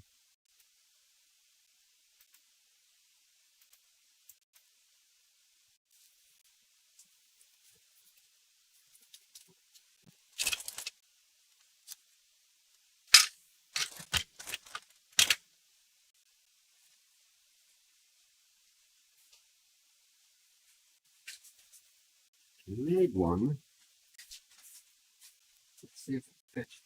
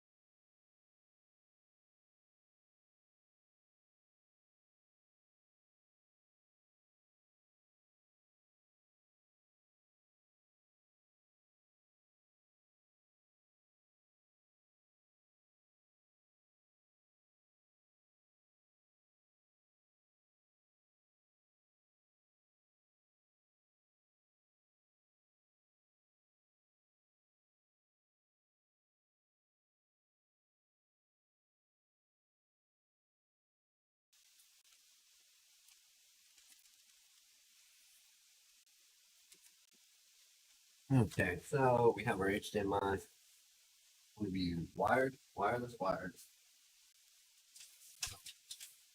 We've got it handy. We'll throw a wired mouse and keyboard on this thing.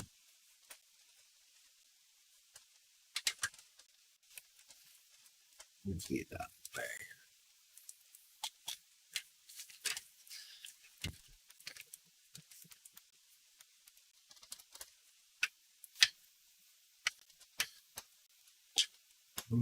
Get down to our USB 3 connectors up front.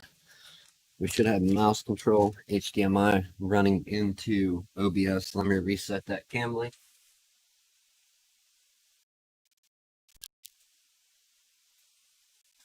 Reset that. See if we can bring up the window.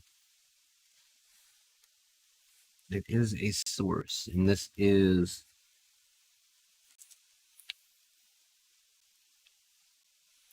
okay. So there is, we got audio, correct? Yes, we have audio. We have my repair camera, and we have a screen that we should be able to see a post on. So all we need after this is a power cable plugged in. Let's do that. I don't think I could have picked a shorter power cable if I tried. And switch our power on.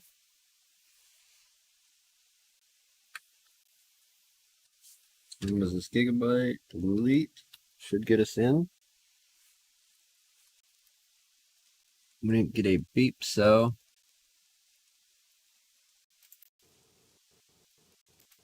deactivate and activate. Device default, deactivate, activate.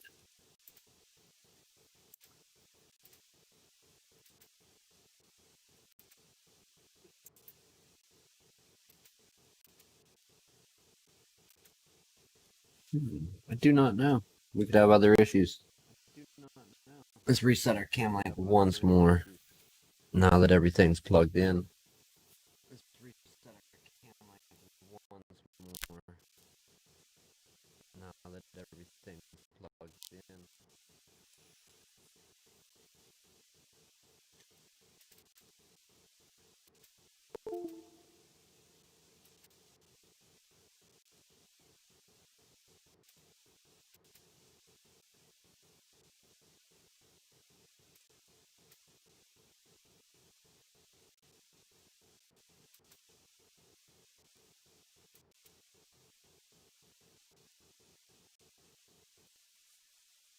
Real quick, I'm gonna switch display over to the KVM monitor to see, is it outputting?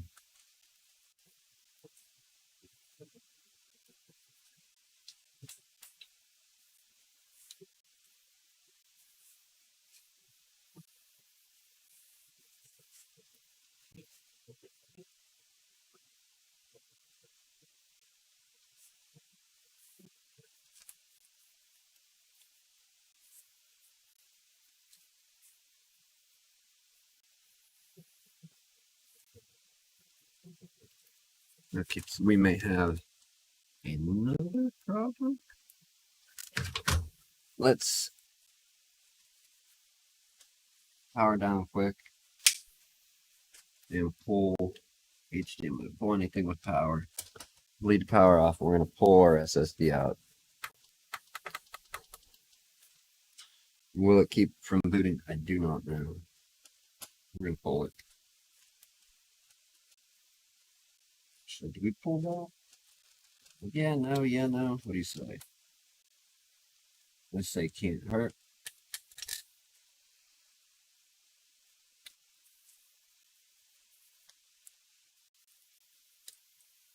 You decide where you go. Let's check. We may have another problem that I'm not aware of yet. Or aware of, I'm not sure. I really don't think that's the issue, but we'll see. We're plugged into the KVMs versus OBS.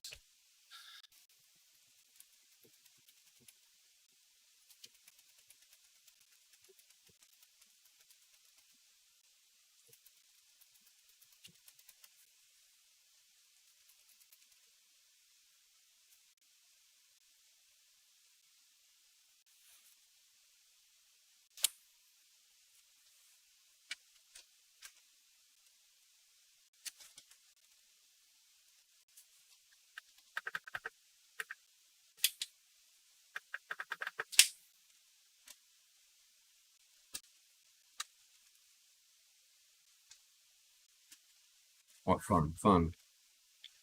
Or building is fun, right? Especially when do not work. We're trying the most common things to get a post.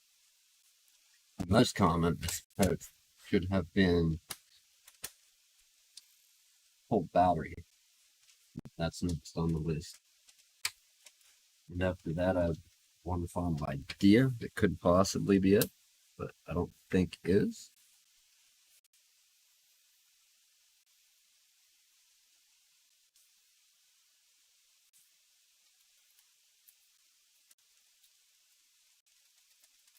AMDs do take a while to post. I guess I haven't been patient enough. We're going to let it go for a really, really long time and see if it comes up on the KVM. If it does, and I see it post, then we'll switch over to OBS.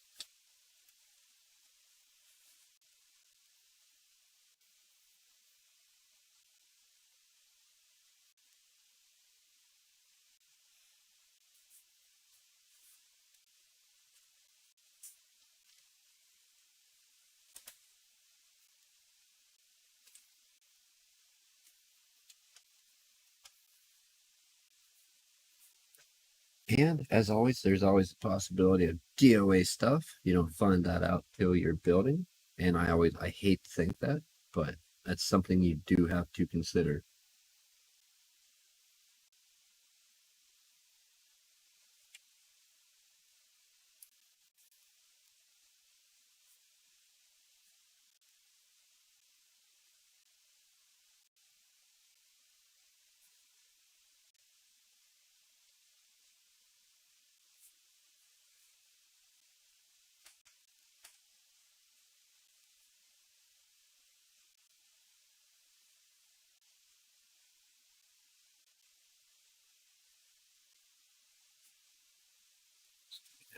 What else do we have on here?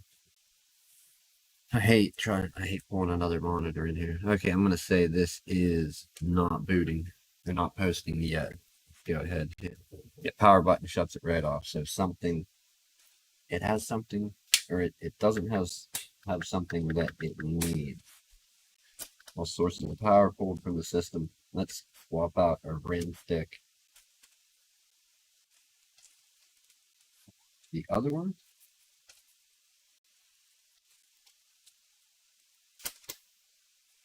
Speed is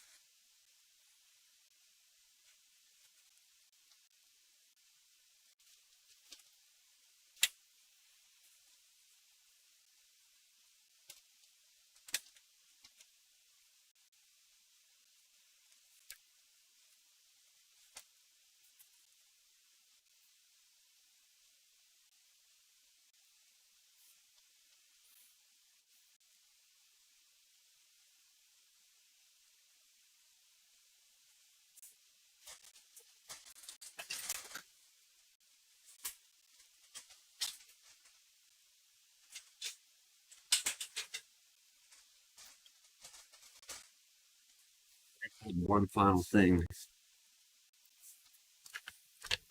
It's called a beeper, a speaker.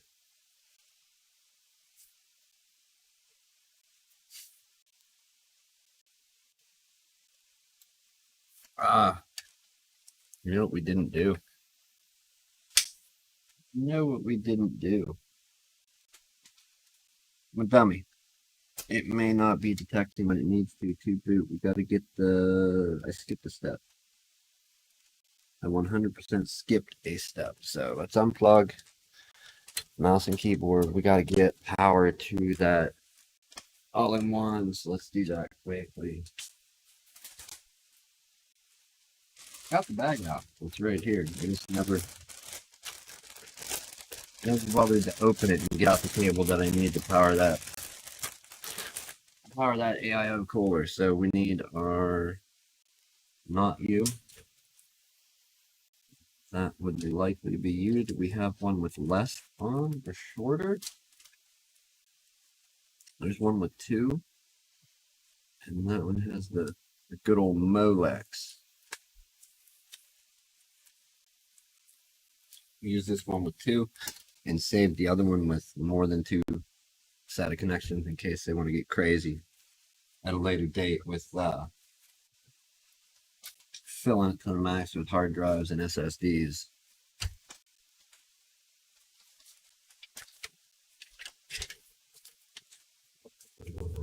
We're going to flip this over and plug into our power supply. Now, when you forget a step, that might be your problem, might not. Usually is. Okay, peripheral and SATA. We're going to go all the way over to the furthest one back and try and hit it blind.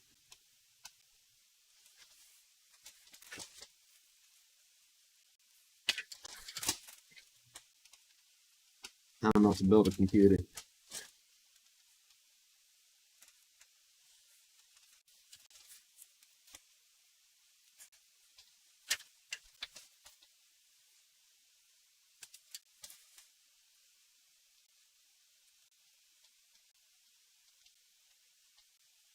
It's only 6 pins. How hard could it be to line up blind without seeing?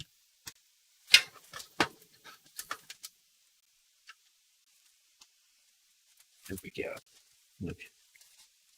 Let's power CPU fuller. See if something's detected.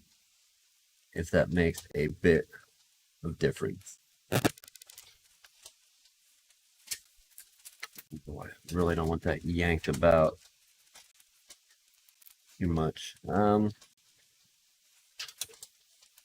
Say we take and put the remainder of our wire tie in here for temporary, just to hold that in place, so it's not flipping around and pinching and snapping connectors.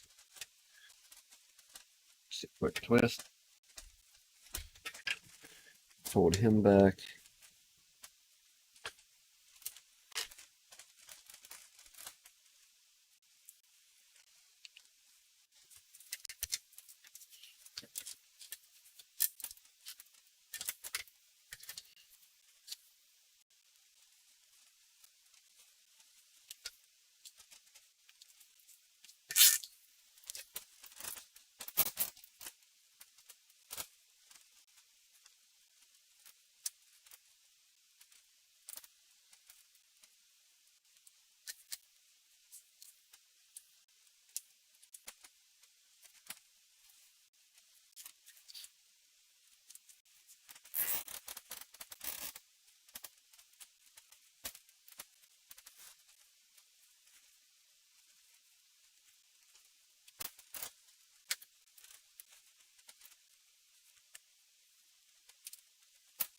Would you the middle, other middle one, let the top ride so we have slack to pull it around if need be? I think so.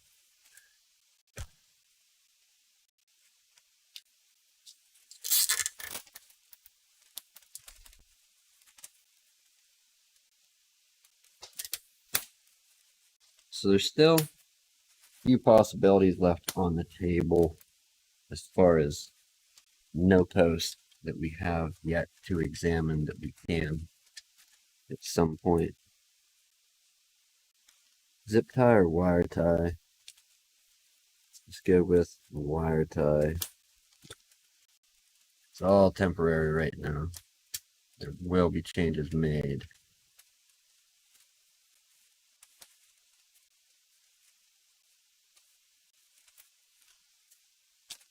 We have our SATA, our peripheral, SATA peripheral, whatever you want to call it, plugged in. Flip this thing back over and get it connected.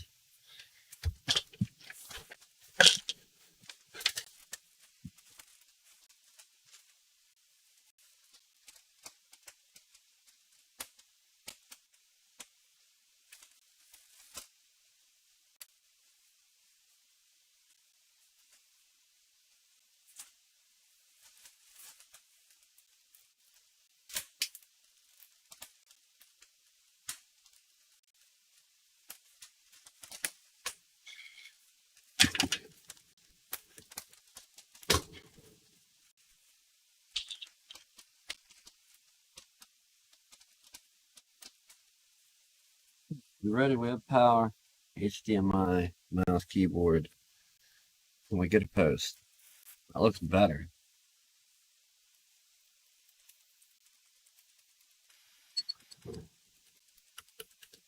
We have beeping from overloading our keyboard input.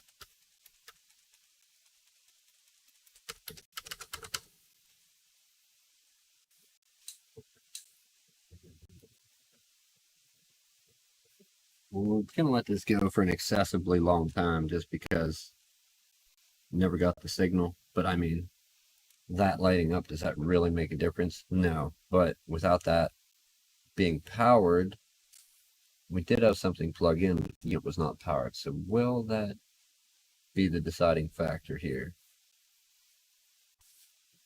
Don't know, never tried it.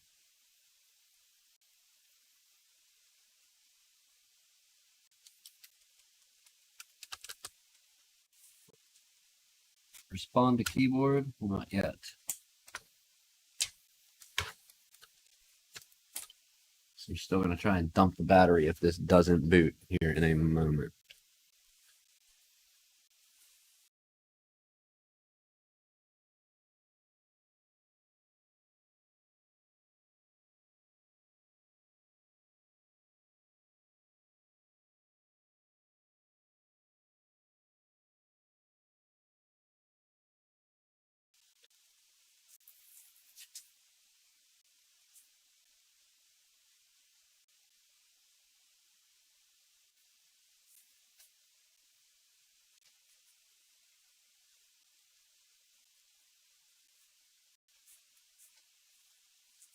So we have no more hot hose. That's what felt there for a moment before, and that tipped me off to dummy and overpowered it up. Maybe you want to do that.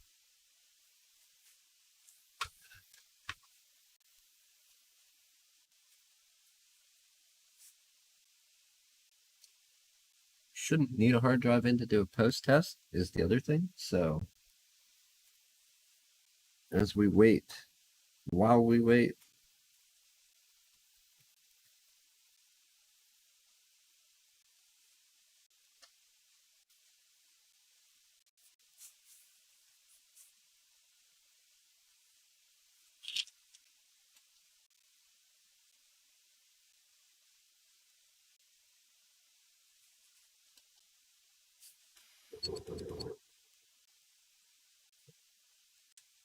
what's that beep code we're getting? What are you trying to tell us? We don't have a fancy readout. It'll give us code like other super expensive motherboards. One button turns it off. Oh.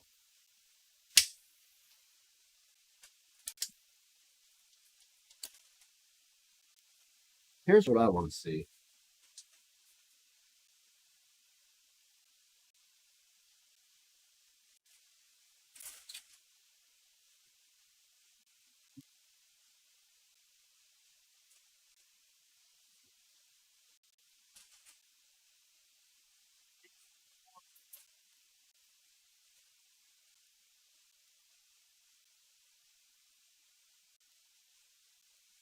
Big deal. We'll adapt it over.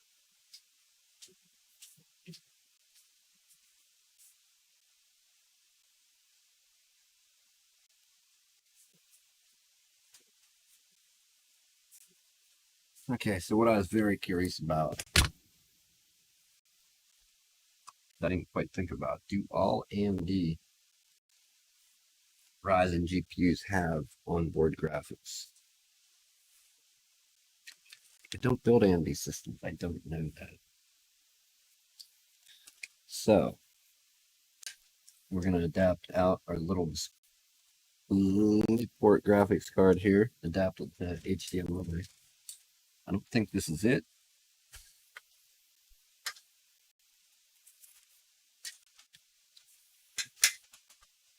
But let's see if we get a post right away by plugging in a GPU.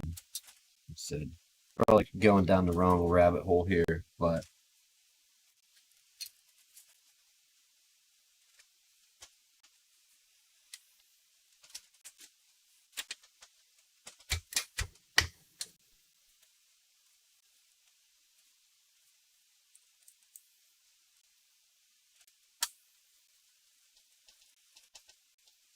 what do we want to adapt? DisplayPort or DVI?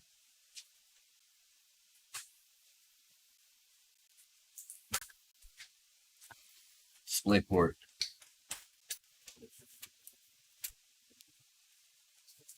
Keep HDMI. Let's give ourselves some power. Flip our power switch and hit our button and start working on our keyboard.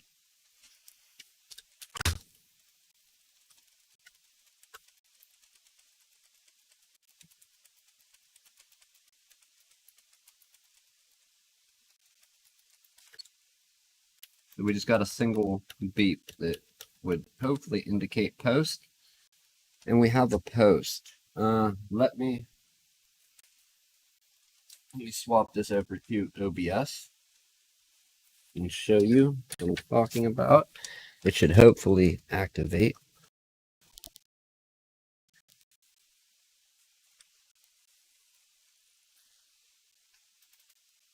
Definitely not at that res. Let's go with device default. Deactivate. Activate.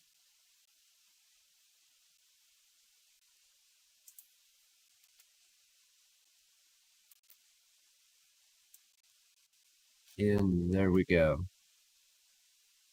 It's not pretty, but we got in here. So right away, exit without saving. Yes, we want to exit without saving and flip our power switch.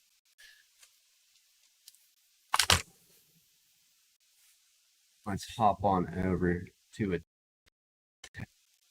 here. Onboard graphics.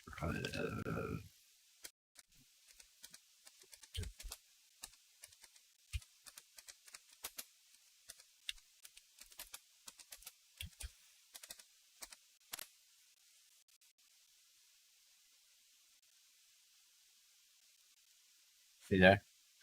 So there was our problem after all. 2600X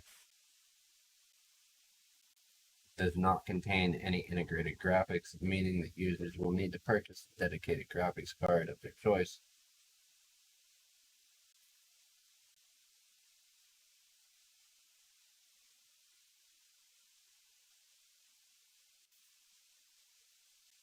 So the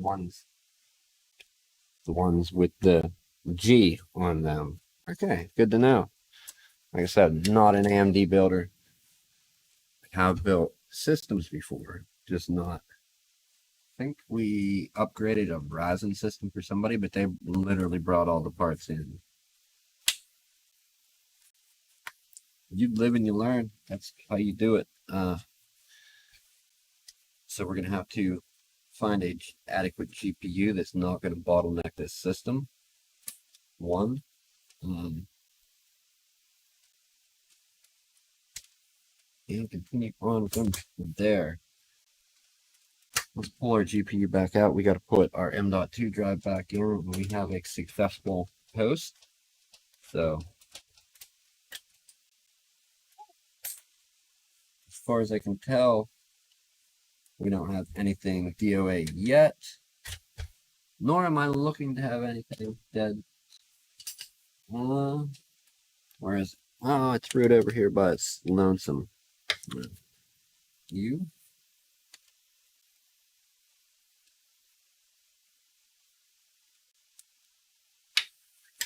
Go there.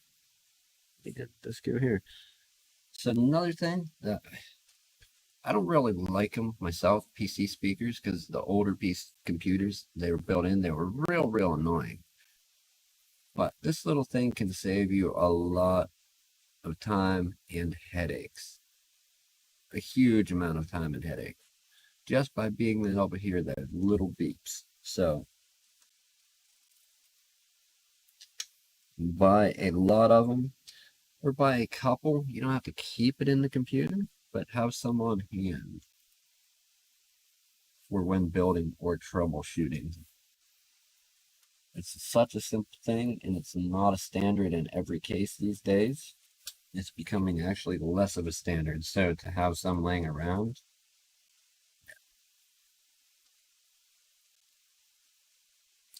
I guess this is less of a how-to and how to troubleshoot what you did wrong during your build and what parts you didn't order.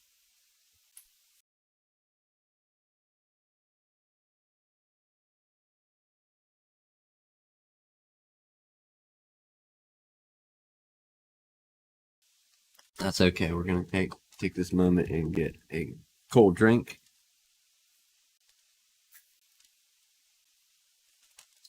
There we go.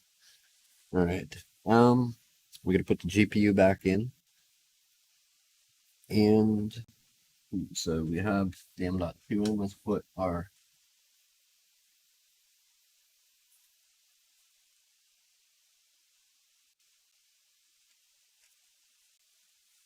donor GPU in for now.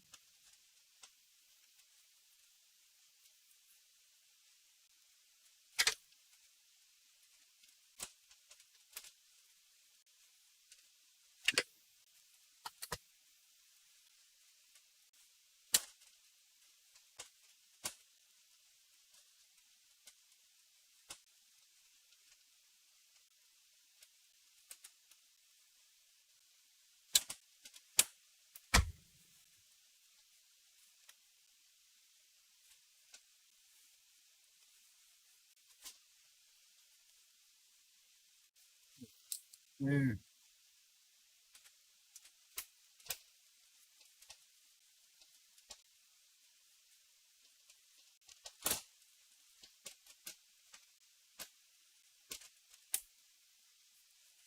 Will be real quick We have our M.2 drive in. We didn't have to dump the battery out and reset that, although that would have been a good move. We still would not have received anything due to no onboard graphics. And do our final post test, and I think this would be a great place to end that.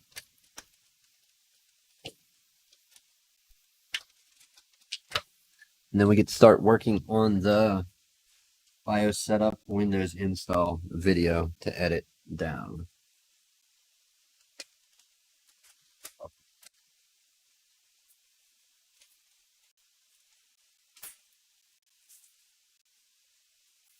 So let's flip over to a repair now, see if we can get into the BIOS from here.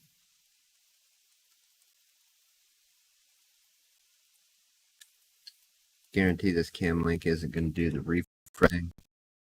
It froze up, so we're going to have to deactivate, reactivate.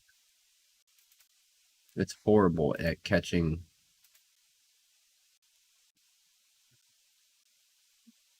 and it went direct to Windows install.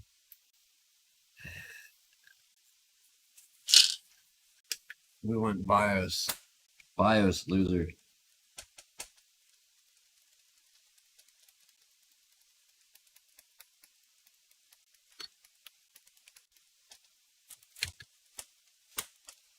There it is. So it caught it at some goofy resolution. Let's figure out what that res is. Reset. Transform. There we go. Okay, so it'll grab the default one and throw it up. We have a post test.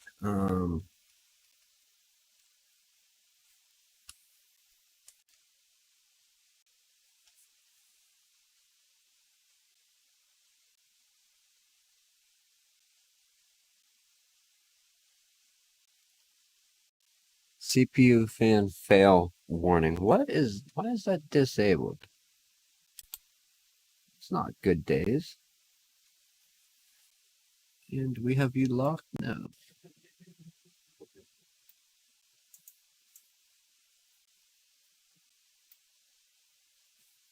Temperature warning.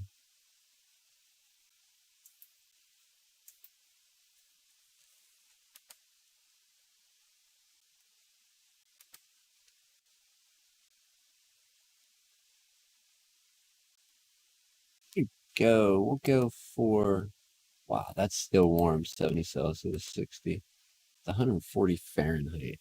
Trying to keep it there. We shouldn't reach any of that. I don't like the big exclamation points there, but I think they're making a point at that. CPU fan speed control. Yeah, we're doing this in another video. So anyhow, have a good evening, good morning, good afternoon, whatever time it is, wherever you are. We will see you next time. If this is your thing, you get into doing this, know how to do it, understand it. Somebody needs a hand, give them a hand. In this case, we bought new, but you can't always keep upgrading your old system. Eventually, the hardware is going to age out. Even if you go the obscure route of, yes, it could run Windows, but kind of sketchy, but oh, it'll run Linux great. It'll be super fast again, and you're going to learn a whole new OS, the learning curve that comes with switching from Windows to Linux, and the compatibility and the frustrations. Yeah, there's that whole route. But eventually, even then, your hardware is going to age out, and you're going to have to buy something new. But hey, till then, keep making your stuff great again, make it work again. Thank you for hanging out and building a computer with me. We're ending this live stream officially. More of a live stream than a how-to, but hey, we'll see you in the uploaded video and then again tomorrow with something else. Have a good one.